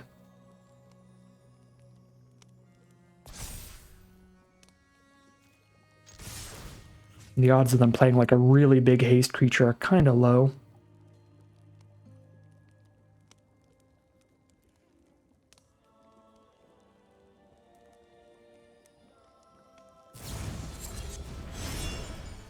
Lower the Vinestock's power so they can get a nice little free block in. Stop all 5 of that damage. But we still got extra prankster damage there, so not bad. They do have their 5th mana, but no black sources. They do get a big haste creature here. Alright, well, there you go. 4/4 haste. They might just hold it back as a blocker, though, because we're dealing 8 a turn. They do not hold it back as a blocker, and I can just Lagoon Breach it next turn, so I'm still pretty comfortable, pretty confident in the race, especially drawing into Agatha's Champion. Now I might want to do that instead of activate the Vinestock. That does feel a little better. Clear out the Boundary Lands Ranger.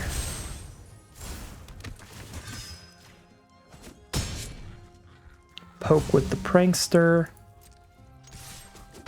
11 life, 2 blockers. I think is fine. We'll play the Frolicking Familiar. Not holding up our trick.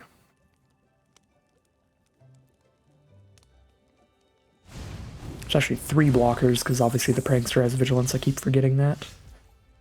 Okay. We can activate the Vinestock. Attack with Vinestock Champion. turn Bruiser into a 3/3, and then they have to double block one of the two to kill it.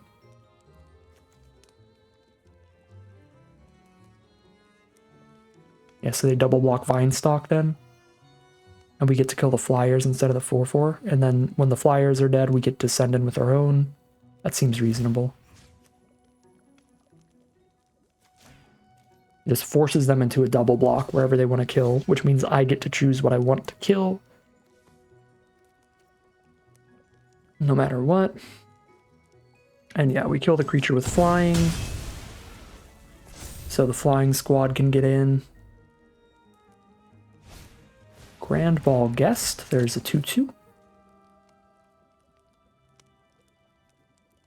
The Bruiser does hold off the champions. They might not want to attack with it, but they do send it in, so we'll finally Lagoon Breach here.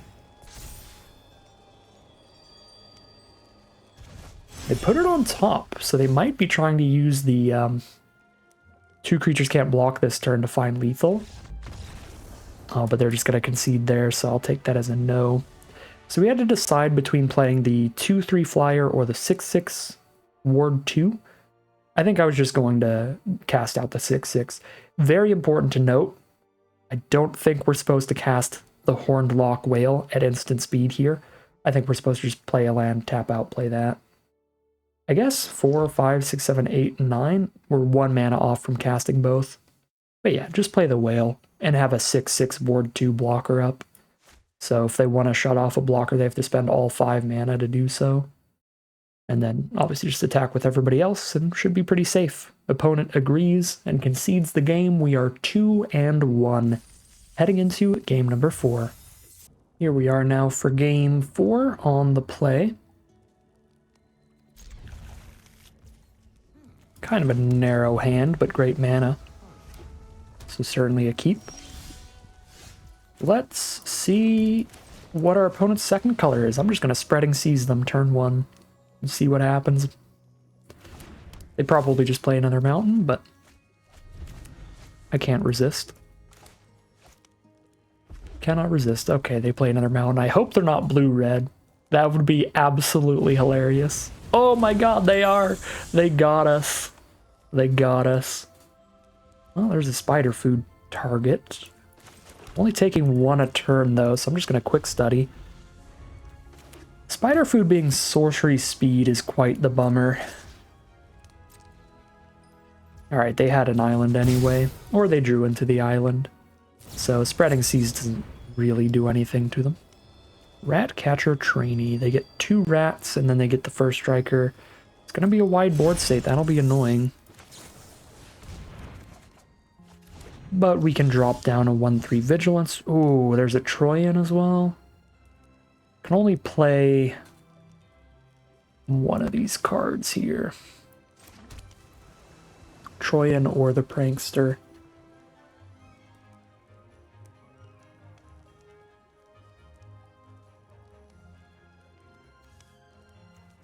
How many hits do I have off of Prankster's Mill for right now? 1, 2, 3, 4, 5, 6, 7. 7 out of 27? That feels statistically likely enough to just do that and cast the Prankster. Alright, got a fairy. Drop it down. Milled our big whale, but that's fine. We've got other ways to win the game, even just in hand. But there's still more beef in the deck, even milling 2 of our 6 drops.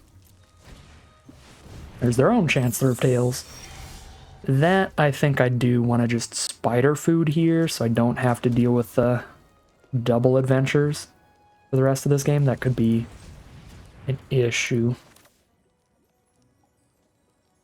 Yeah, let's spider food that. 2 mana up.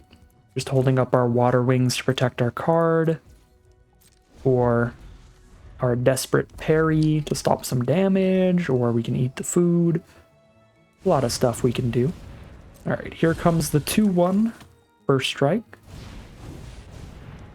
And here comes a 2/2 flyer. This is all fine. Not that I have responses if it's not, but we're chill with it. I don't love not being able to blow up an artifact or enchantment with the Vanguard, so this might be a little greedy, but I think there are other benefits to this than just holding back my adventure. But I'm going to cast Chancellor of Tales here. Now we can double adventure with Desperate Parry. I could with the Bear Down to destroy 2 artifact enchantments, but I doubt that comes into play. But this also lets me hold up a trick like Water Wings here, which we are certainly going to cast in response to this to save the Chancellor.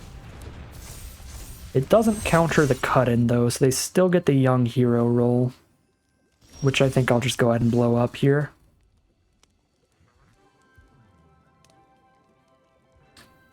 One mana off from blowing it up and also playing Attendance, which is awkward, but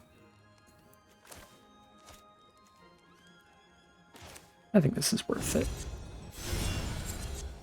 Destroy that. I am not going to copy the adventure because there's nothing else to blow up. 4 mana left. I shouldn't have tapped a blue there. I don't know why I did that. It doesn't matter because I don't have another blue card, but theoretically I have more blue than anything else. Am I just holding up Attendance and Moats? Yeah, I mean, yeah, Troyan's really not doing anything now. Let's get the tap land out of the way and hold up the trick. I don't need to start drawing discarding with Troyan just yet, so we can just hold up all of our instants every opportunity. No, another Young Hero roll. Well, I guess if we waited another turn, we would have blown both of them up. But I can still just make it fall off now with Misleading Moats if I want to. I can also attempt the kill here. And they need something wild for this to not work.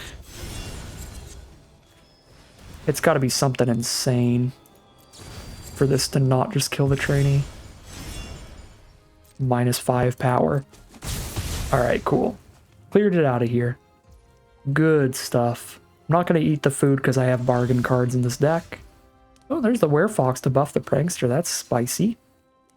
Got a Misleading Moats and a Werefox. We could find a really spicy trick here out of nowhere. I'm not going to attack with Chancellor, though, because I want all my blockers up. They're just going to take it. No spicy trick. The spicy trick would be make it a 2/4 Trampler and bounce the Prankster, and then we kill the Familiar off that combat. 4 mana for Misleading Moats. Are we tapping out yet? We giving up and tapping out yet? No, because I can just play Troyan. Probably should be tapping out, but we can play it nice and slow and chill. We, I guess, should. I don't know. Benefits to both. Benefits to both for sure.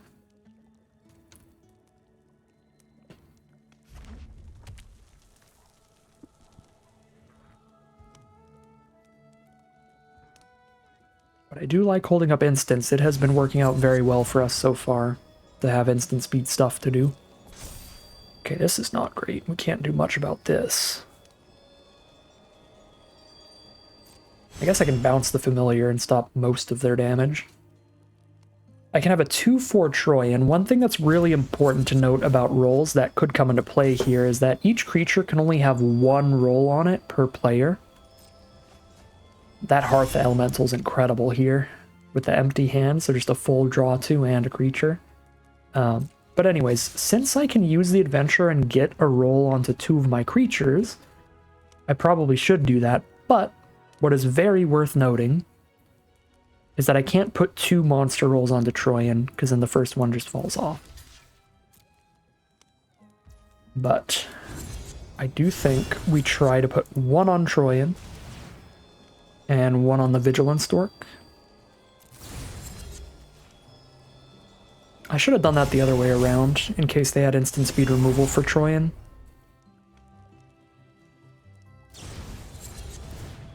Okay, that's fine. A lot of Frolicking Familiar damage, but... Oh wait, it's not fine. Dang, that actually kind of sucks. I thought the Bards was still going to die in this combat. It does not. Well, alright. I guess we should have just moatsed the flyer. We still get one monster roll, and we have the Werefox. And I guess if I draw into a bargain card, bargaining away the monster roll is not that bad. So maybe it's time to eat the food. I still don't think so. Because if I top deck the 4/4, I'd want to sack that instead of the roll there. Because 2/4 body's real good against 2/2 and 3/2 over there. So now they have a 4/2, a 4/5, and a 4/4 coming up. So we need beef. 2, 3, 4, 5, 6, 7, 8 mana. Can play a Werefox and hold up moats. And that's fine. But the last card in their hand is whatever they just top decked, so we know they didn't have any removal for a 6/7 yet. If I just get a 6/7 on the board, it might hold everything off. Whereas the Werefox definitely doesn't. So I'm going to spend the turn, get the 6/7, and hope that that just holds everybody off for a turn. Then I can start playing like Werefox and Attendance and holding up moats again. That's a pretty good top deck. It could have been their draw last turn, I guess. But I imagine it was their draw for turn here. Well, I guess we're happy to still have moats, because I'm going to have to just use it on that, but then they're just going to redraw it and play it again.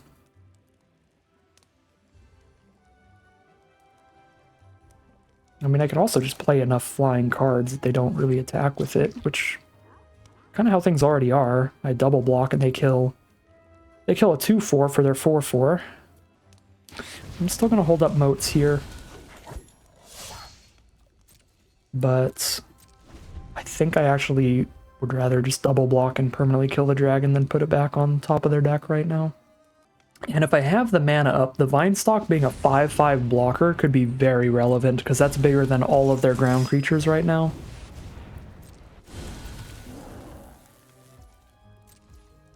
No attacks. We love to see that. Love to see that. Because I'm pretty close to dying to an all attack, I think. Hit the land so I can play Attendance and still have moats up. So I do that. Not quite enough to play that and still have the Vinestalk up. We're getting there. It's a top deck war for sure. It's a board stall. This Brave the Wilds, we are actually going to bargain just to turn one of our lands into a 3/3 to have more creatures on the board, which is why I keep holding on to it instead of playing it. Okay, so now I think is the turn to play it. We would rather have another 3/3 blocker than a food token. Would I rather have a 2/4 and a food, or a 1/3... Sorry, a 2/4 and no food, or a 1/3 and a food at this point? I think because I can double block Decadent Dragon with 2 power flyers, I need to keep as many 2 power flyers as possible, so I have to sack the food instead of the monster roll. Feel like that's reasonable. I only need one of these swamps. Oh, I have Spreading Seas. Oh my god, I have Spreading Seas to bargain. That's so good. I forgot about it way up there in La La Land.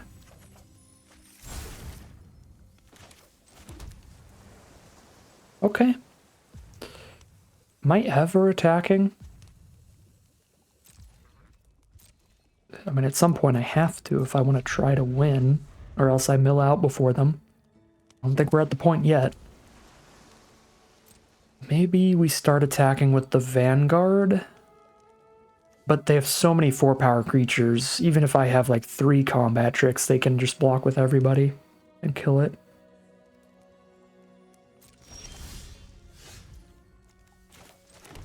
So what do I still have in my deck? Do I need to be using these cards really aggressively? I still have Italian, an Attendance, and an Agatha's Champion as my best draws.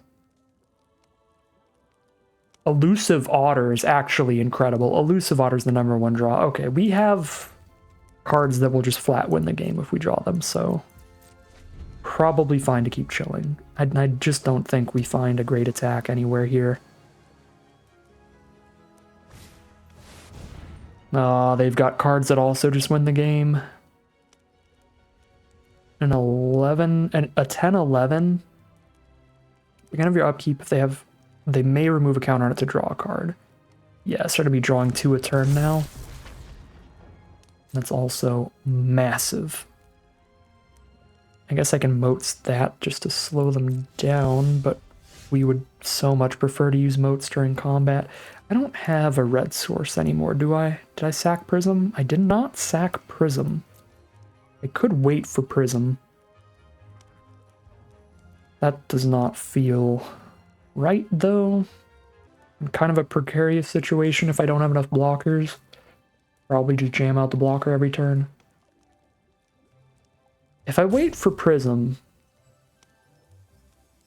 plays well if Prism's in the top like 2 cards, but pretty poorly if it's anywhere in the bottom 6. Yeah, no, I think we just jam this out.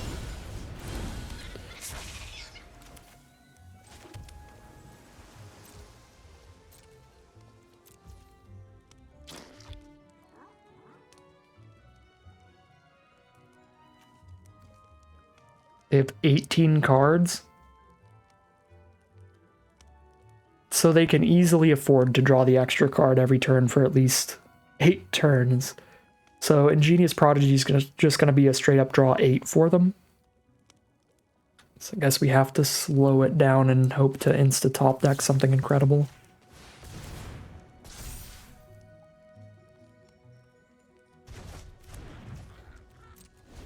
I guess we are going to moats it.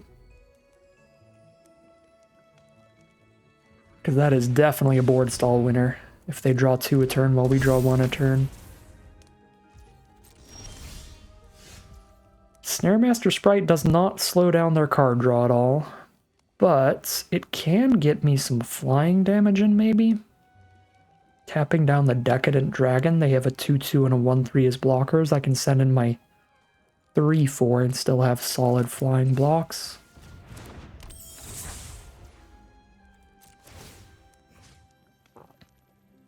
Could also just tap the Ingenious Prodigy so I don't have to chump it, but if they attack with that, I will happily trade 2 cards into it to stop them from drawing. So I think I hit the Decadent Dragon. Give them a little poke here, a little nudge. Alright, good. No hidden reach. That could have happened. It happens. Especially early in the format. We didn't get hidden reached. I like the little ginger brood over there. His little O face. Like, whoa! The boards have been so good. The art team on Magic Arena is so good. Or the presentation team or whatever. Whoever makes the boards, you're doing great. Whatever the team is called. Picklock Prankster, I certainly cannot mill myself right now. Instant Sorcery or Fairy? None of my Instant Sorceries Fairies left will win me the game. Talion draws me more cards, which could just kill me faster. Attendance doesn't win the game. They're good draws, but not worth milling myself for right now. Elusive Otter is, but this can't pick up Elusive Otter, so... Flying Vigilance. Get down there. Give them a nice little poke.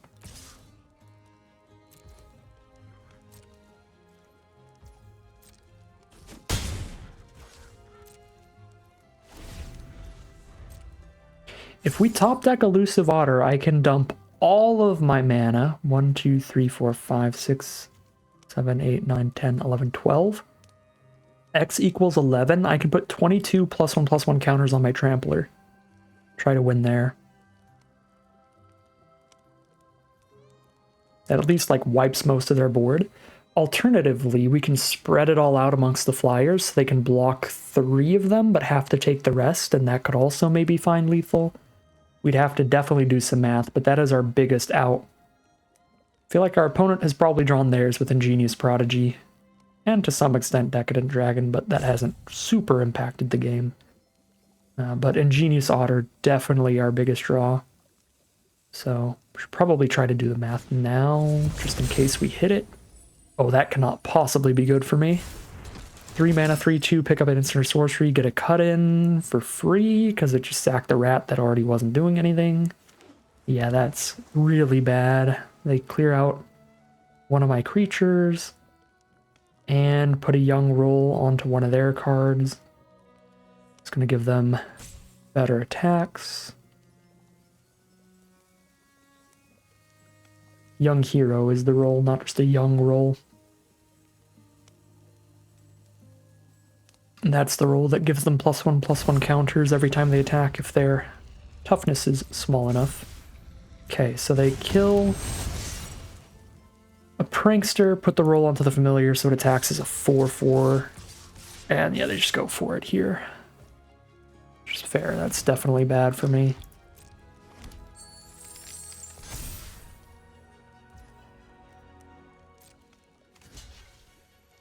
Kill the biggest ground creature. Trade into the next biggest ground creature. Trade into this one as well.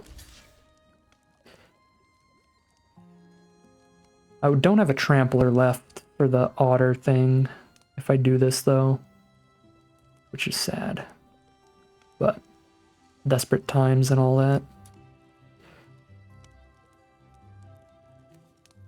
This is probably just like the killer attack here. Since they found another creature to expand the board plus removal.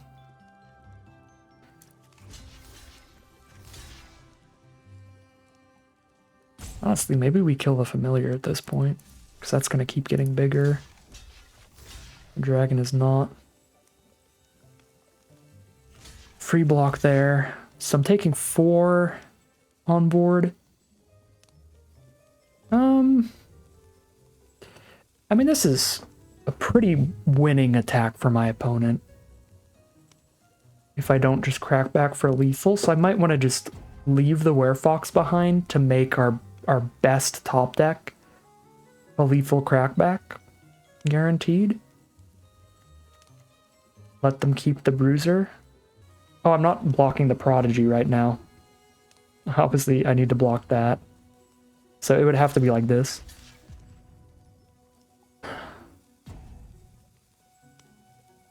I still have the Vanguard, but they can block the Vanguard, and it's not going to get trample or anything. And I guess if we lose Chancellor of Tales, we're also not doubling the +1/+1 counters anymore, so that's also not killing them. Maybe the best bet then is to make sure we kill all of their untapped flyers and try to win off of putting all the counters onto a flying creature. That is probably the best bet, so rather than killing Frolicking Familiar, we actually kill the untapped Prankster. And that leaves Chancellor of Tales alive as well. So now they have 0 flying blockers, so if we do find the top deck, we crack back for the maximum amount of damage here. And we hope for that. We cross our fingers, take 4.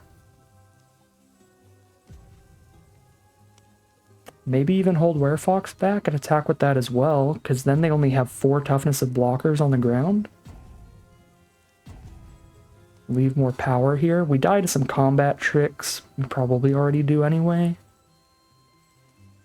Some burn spells. We definitely die to 2 attacks, so we need to just try to crack back for lethal next turn regardless. I'm fairly certain here, so I think our best line for trying to kill them on the crackback is maybe even holding the Werefox back and doing that. Taking 8. I guess I could take a little more because I've got a food token as well. Forgot to activate the Vine Stalk that was loose. We could have killed another thing here.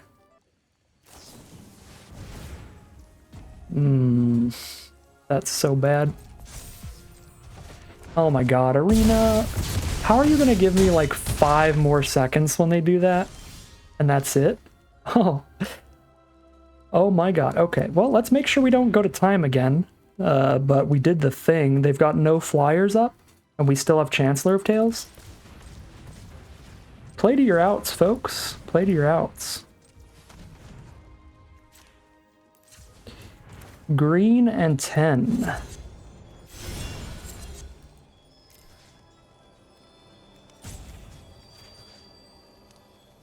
Let's just do one creature to make it easy.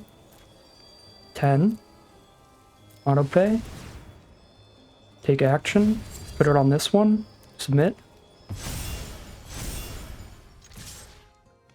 Get in. There you go.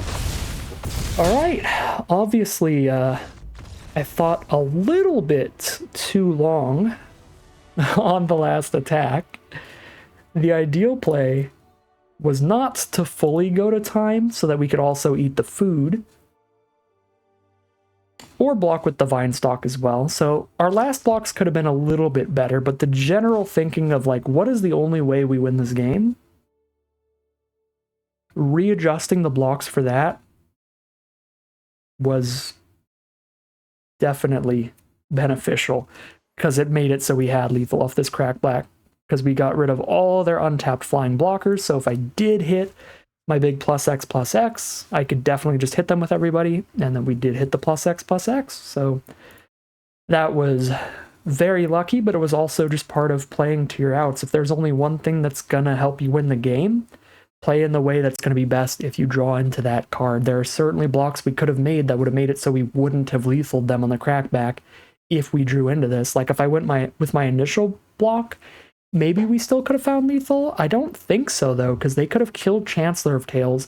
We wouldn't be able to double the adventure anymore. And we wouldn't have been killing the 1/3 flyer. So then they would just chump block the one big flying creature that I made. And also I would have been trading off the Trampler, so I couldn't have just put all the counters onto that. So I'm pretty sure if we went with our initial block, we would not have found lethal on the crackback. So close one there. A really lucky final top deck, but we played to that out, so if we do get lucky, we win the game, instead of getting lucky and hitting our best draw, but it just not mattering anyway. So solid stuff there. We are now 3-1 heading into game number 5.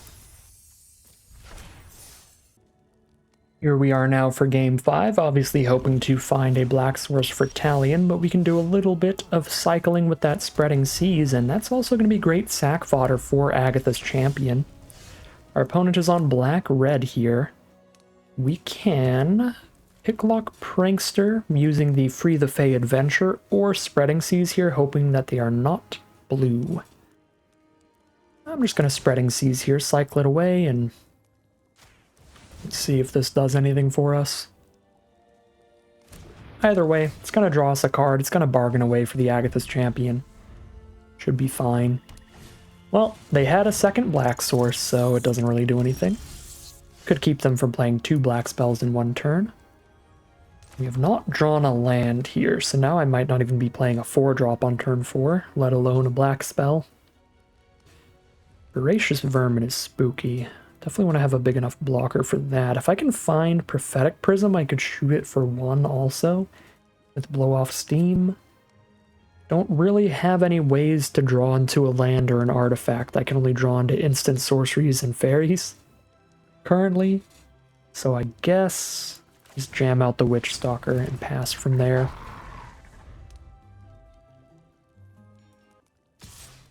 Just send in the rat. Looks like the Witch Stalker does its job, holds back the Voracious Vermin. That will be getting bigger every time any of their other creatures die. And now they play a Minecart Daredevil. Well, we have hit land 4, which is good. Now I can go ahead and use the Adventure and the Prankster, or just hold up the moats. If I go Adventure and Prankster here, we trade Witch Stalker into Daredevil. Prankster kills the rat. Vermin gets pretty big, but then I can moats it later. After it's already got a bunch of counters on it, we just get rid of all those counters permanently. This seems decently valuable. And what's our ratio on instant sorceries and fairies right now? 1, 2, 3, 4, 5, 6, 7, 8. 8 out of 28. a little less than 1 out of 3, and we're looking 4 cards deep, seems worth. Hit one more often than not. Oh, didn't hit one. Uncool. Milled a black source. Still got 3 more in the deck. And there's 1 black source out of the 4 that we could have hit off of the Prankster, the Brave the Wilds. So. Still have Swamp, Brave the Wilds, and Prism we could draw into. Fertalion. Monstrous Rage, the rat token. Alright. I'm unsure why they didn't just do that on the Daredevil. The Daredevil would have survived and been a 5/3 trampler for the rest of the game. That would have been super bad. For me. So no land here, but I do hit a Sprite I can cast. We've got a 3/2 Vermin. I think this is fine. Just slow down the Vermin again. Take 2 damage here.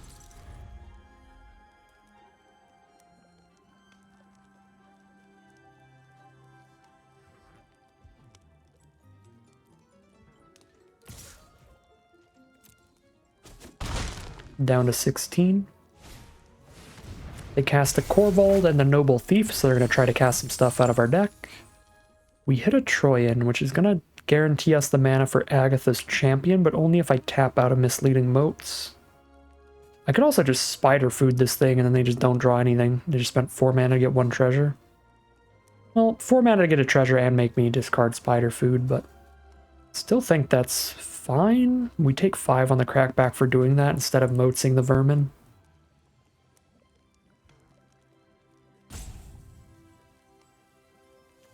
Yeah, I mean, these are the 3 good options here.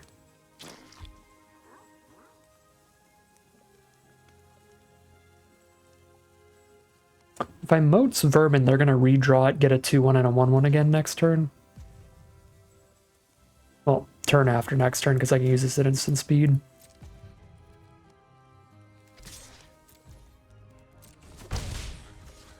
Not in love with my options right now. Like, 1 mana off from being in a pretty good position. Well, 1 black source off from being in a great position, but any mana being able to champion here would have been excellent. I guess we're just slowing them down. We'll motes the rat here.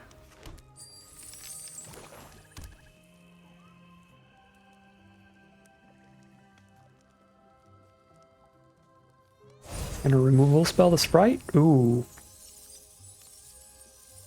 Well, motesing the rat in response to this will make sure that they don't actually make me lose a life with their Wicked roll. So I think that is fine.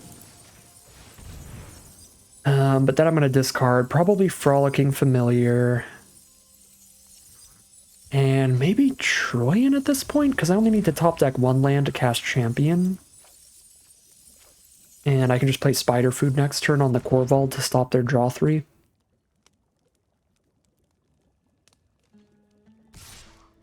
Their draw 3 out of my deck. If I don't hit land 5. Oh, Lord. Well, we hit land 5. But they're going to have a Menace Trampler down soon. They have to keep sacrificing artifacts, enchantments, or tokens, but they've got so many. Yeah, we're going to die to this thing. Devouring Sugar Maw. The fruitcake is coming in hot. I guess we Spider Food the Corvold here. It's Christmas dessert time. It's got gummy worms just popping out. So I'm choosing to Spider Food instead of Agatha's Champion so that I can Agatha's Champion the Voracious Vermin if they cast that. But they're probably just casting a Devouring Sugar Maw and consuming my soul. Yep, there it is. There it is. Quick study. If I cast Champion, I have 5 power on this board, which is not enough to stop the Sugar Maw. We die in 2 hits to it. But I can champion away the rat at least, I guess. Probably better to just quick study and try to find my like 2-mana removal for Sugar Maw, because I don't think champion and block the other cards is a great out here. Prism's not the worst draw, because it will get us to Talion eventually. 6, 7, 8, 9 on board, so they can't kill me on board, so I can tap out for Prism. But I am fairly certain that I'm going to die in their next combat step. And now if they attack with everybody, I'm going to trade my 1/1 flyer into the 1/1 human, because it's going to stop any future damage from the human and give them 1 less token for the Sugar Maw. But I don't think it matters. I think we're getting rolled up into the fruitcake, becoming one with all of the candy.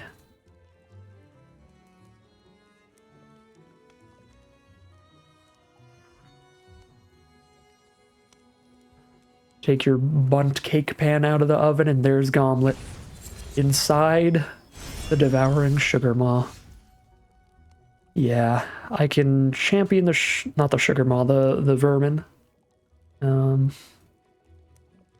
I think our only out now would have been the 2-mana removal spell as a top deck, but they just picked up their +2/+1 trick, so even that wouldn't save me. Had I hit that, I could have championed and killed vermin, and then had the 2-mana bounce spell to put the Sugar Maw back on top of their deck, and I could put my 4/4 blocker on the 2/2, and then I would take 1 on board, but they just got the card to return the +2/+1 trick, the Fell Horseman here, so even my best draw would leave us dead here. So we are 3 and 2? Maybe 4 and 2? I have the short-term memory of an elephant, or whichever animal has no memory. I don't remember. Here we are now for game number 6. We are indeed 3 and 2, and full disclosure, the servers died for about a half hour between games, so I might be a little bit forgetful about all of what this deck was about, because I was just doing some other stuff trying to get Arena to work for quite a while now, and we are officially back in business. Lots of great flyers in this hand. I think I just curve out aggressively from the get-go as best as we can. Just keep getting evasive damage in. Ooh, that's gross. Witcher's Vanity, a fantastic card, because it's going to be a 3-for-1 here. It's going to kill my flyer and give them a food and give them a wicked roll. So that is really good. Did it keep my audio settings and everything? Yeah, it just feels a tiny bit loud to me. I'll just put it back to 10%, slightly quieter. Okay, so if they're going to do that, and still curve out and just play this as a 1/3 Vigilance. Yeah, because next turn I'm going to want to cast Quick Study, so I'm not going to have an extra 2 mana just sitting around.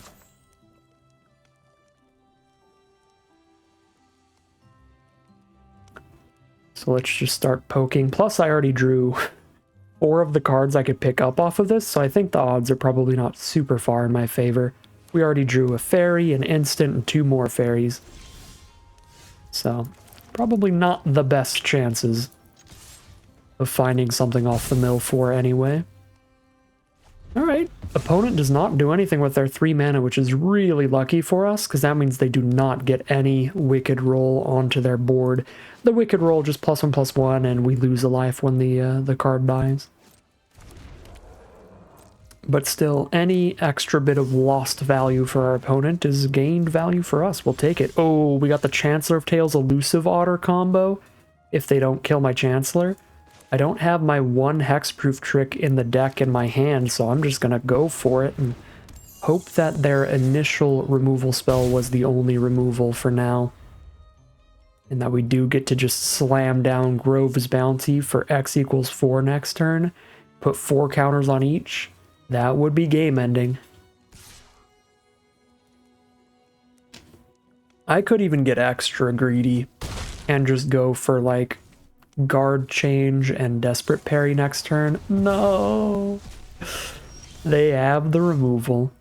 Alright, well, turning Prankster into a 4/7 flying vigilance is still quite good. It's actually going to be a 5/8 because I can still play land for turn. That is still really good if they don't have like a single green mana removal spell for it, so I probably still just do that. And they can't even attack into that. They only have 2 cards left. One of them needs to be removal big enough to kill this, or we just flip this game back in our favor very heavily. Okay, 5/7, I miscounted. 5/7, not 5/8. Math coming in hot again. Taking me down, striking me down for my hubris, thinking I know how numbers work. Numbers are the bane of my existence. 3 spells in hand for our opponent. Well, 3 cards. We don't know if they're all spells. But our opponent does have 3 colors now, which is big. They get a Scream Puff for a 4/5 Death Toucher on the ground. If nothing else, that can attack past our Prankster because of the Death Touch. I do have attendance to make it 0 power so they don't get the extra food token. But the food tokens that they currently have are already enough to slow down the Prankster. The Otter's not going to do anything here, really. Could play attendance for more flying damage. But 6 mana, I like the idea of being able to play Prankster, or sorry, play Witch Stalker and Guard Change and Desperate Parry here. We can turn Witch Stalker into essentially a 4/4 attacker, which can attack into the Galefang. So we'll probably do that.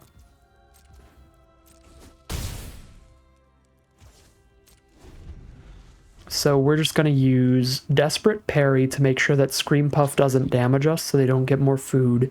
And then at their end step, we're going to put a monster roll onto the Witch Stalker so it can attack into the Galefang and try to get extra damage in as well.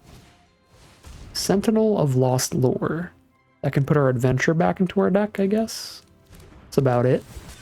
Fine, the Otter isn't really doing anything for me anyway. Against all these chunky blockers, especially the Vigilant one. Sure, so they're going to exile our graveyard, put our Otter back. They clicked the wrong button there and put the... Oh, it's only a card you own. Okay. I was going to say, maybe they hit the wrong button and put the adventure back into our hand, but you can only do that with your cards, so it makes sure you can't click the wrong button. Definitely a card that was designed for Arena there. Alright, let's make sure they don't get a food token. No food token to me. Actually, I can also try to kill it, but plays poor against a combat trick. Blue-black, though. What combat trick are they going to have here? Alright, we're good. So we get the kill, and that is going to give us the guaranteed victory here. They scoop them up, and we are now 4-2, guaranteed to have more wins than losses in our sealed run. Feels great.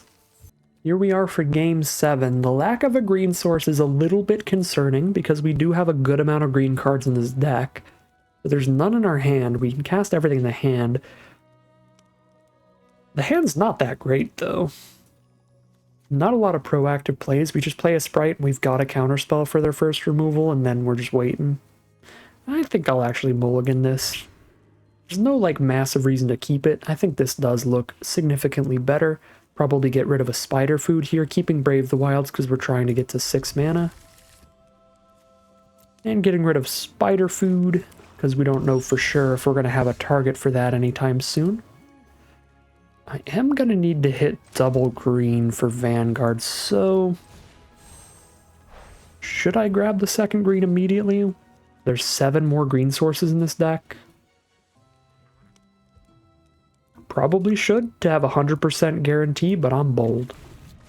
I'm going to get that black source in case we draw our black card. I think the odds of us drawing 1 green source within the next 5 turns is pretty high, especially when I'm going to be casting an additional draw 2 soon enough. Playing against blue-black here. Do I get a little greedy with the prankster or just play it? We already drew an instant and a sorcery, so we only have...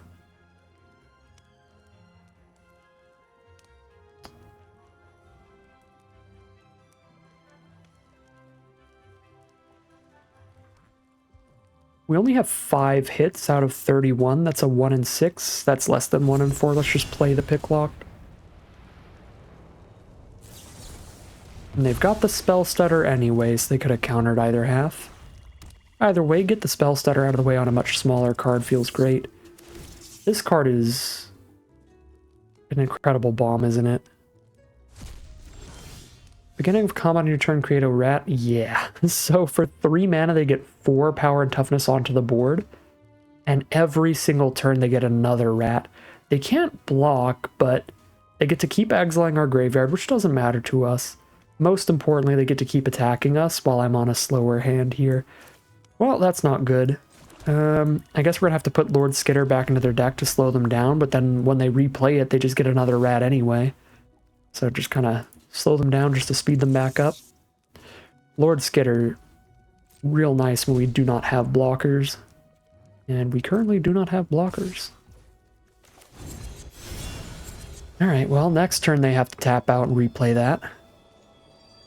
Unless they have the hexproof trick that we're running. Makes it a 4/4, gives it hexproof.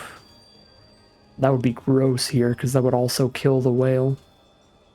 Or just a full-on counterspell would do it too. Neither of those happens, so we just take 1 from the rat token. Well, they cannot crack that Evolving Wilds, which is nice.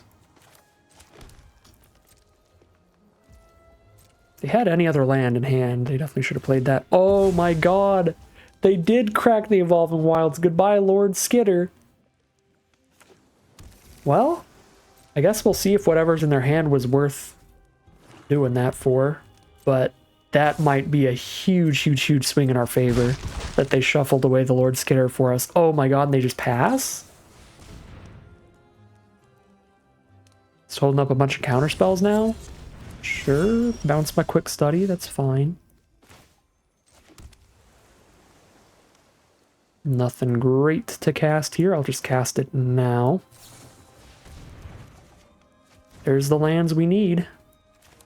I should have played that before I played land per turn. I could have played Vinestock right now, which would have been good. Okay, I don't think the 1/1 flyer is doing a lot for me right now. So they're going to play the Coven and make me discard a card. Which I guess I can discard the Snare Master Sprite. Playing my land played really, really poorly here. Because Vinestock is essentially a 5/5 soon enough.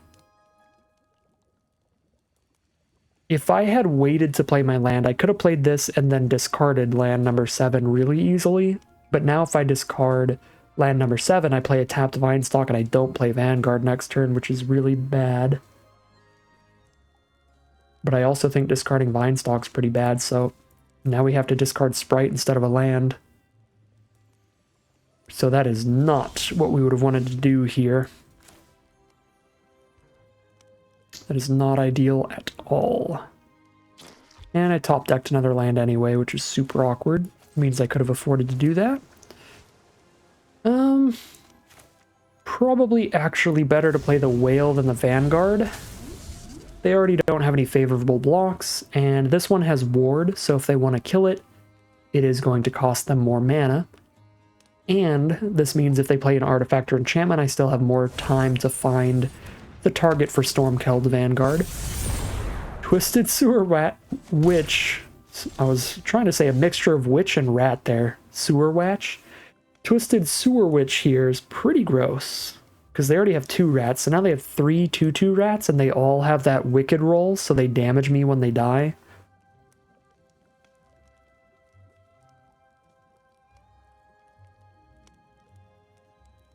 I think this is just too wide for us. I can block here and there, take 1, 2, 3, 4, 5, 6, plus a 7th. Yeah, I mean, the best I can do here really is just play the Vanguard. And then I'm just dying to them attacking with everybody twice in a row. Because sure, I can whittle down the board slowly, but not quick enough to stay alive at only 13 life. Yeah, this Sewer Rat I can't call it Sewer Witch for some reason. It's Sewer Witch to me in my brain. The words just jumbling together. But this Sewer Witch, super gross if you have any other rats before you play it. Because those wicked rolls, I mean, you just chump attack. Like, several of them are going to get in and hit me, and the ones that don't are still going to make me lose some life. So just attacking with all of them 2 turns in a row. Really easy way to find some lethal damage. Yeah, there's the stopgap to go ahead and bounce the Vanguard, so I have less blockers here. They can just attack with everybody. All I can do is kill the Witch, and they attack with everybody again next turn. And we're quite dead.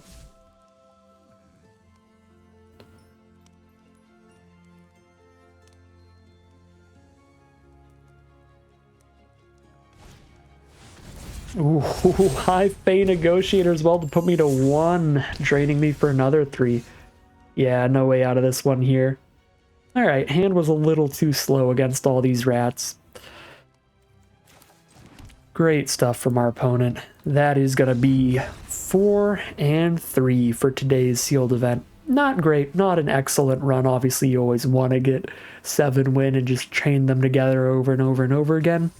But a 4-win run, always reasonable. Getting more wins than losses is always a solid time. We get 1,400 gems and 3 packs as our prizes. We'll take another look at the deck here. I think this was a really solid place to be. I'm pretty happy with the deck in general. I think I probably could have played a little better and mulliganed a little better. And maybe turns 1 or 2 of those losses into a victory somewhere. But overall, I think 4 and 3 is pretty reasonable for this sealed pool and this sealed deck. Not a bad run for sure. Just would have liked to go a little higher above average here. Any overperformers and underperformers in the deck? I will say Spreading Seas was a pretty big overperformer. I did not notice when I was building this deck how little I had to actually bargain away to Agatha's Champion. So Spreading Seas was a pretty big overperformer for that reason. Just adding another card to bargain away was quite nice. Plus, you know, being able to maybe put it on one of our own lands if we need more blue sources is kind of interesting. It never really did anything other than drawing us a card and giving us bargain fodder, but that's what Prophetic Prism did a lot of the time as well. So I still think Prophetic Prism definitely better than Spreading Seas. But Spreading Seas is somewhat similar in terms of drawing you a card and leaving something on board to get bargained away. So I did like that. As for our biggest underperformer, Lockwhale never felt super exciting or super great.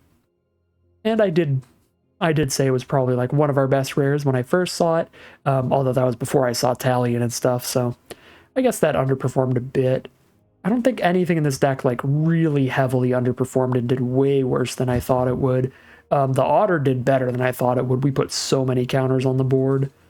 But yeah, nothing else in here really did significantly worse than I thought it looked like it was going to do, so I guess it has to go to the Lockwhale just being kind of a duder. The bounce trick worked a couple times, and then the big 6/6 body, I guess, never really did anything.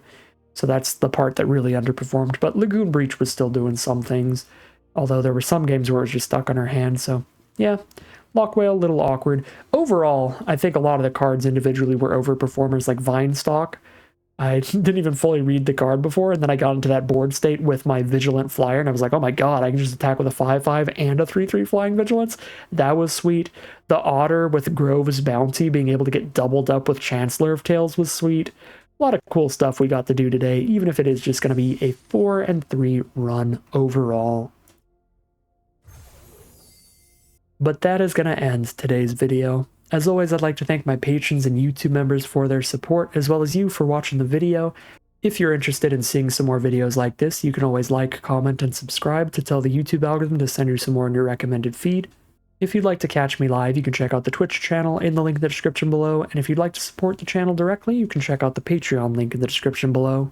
But other than that, as always, thank you very much for watching, and I'll see you again soon for some more Magic Arena.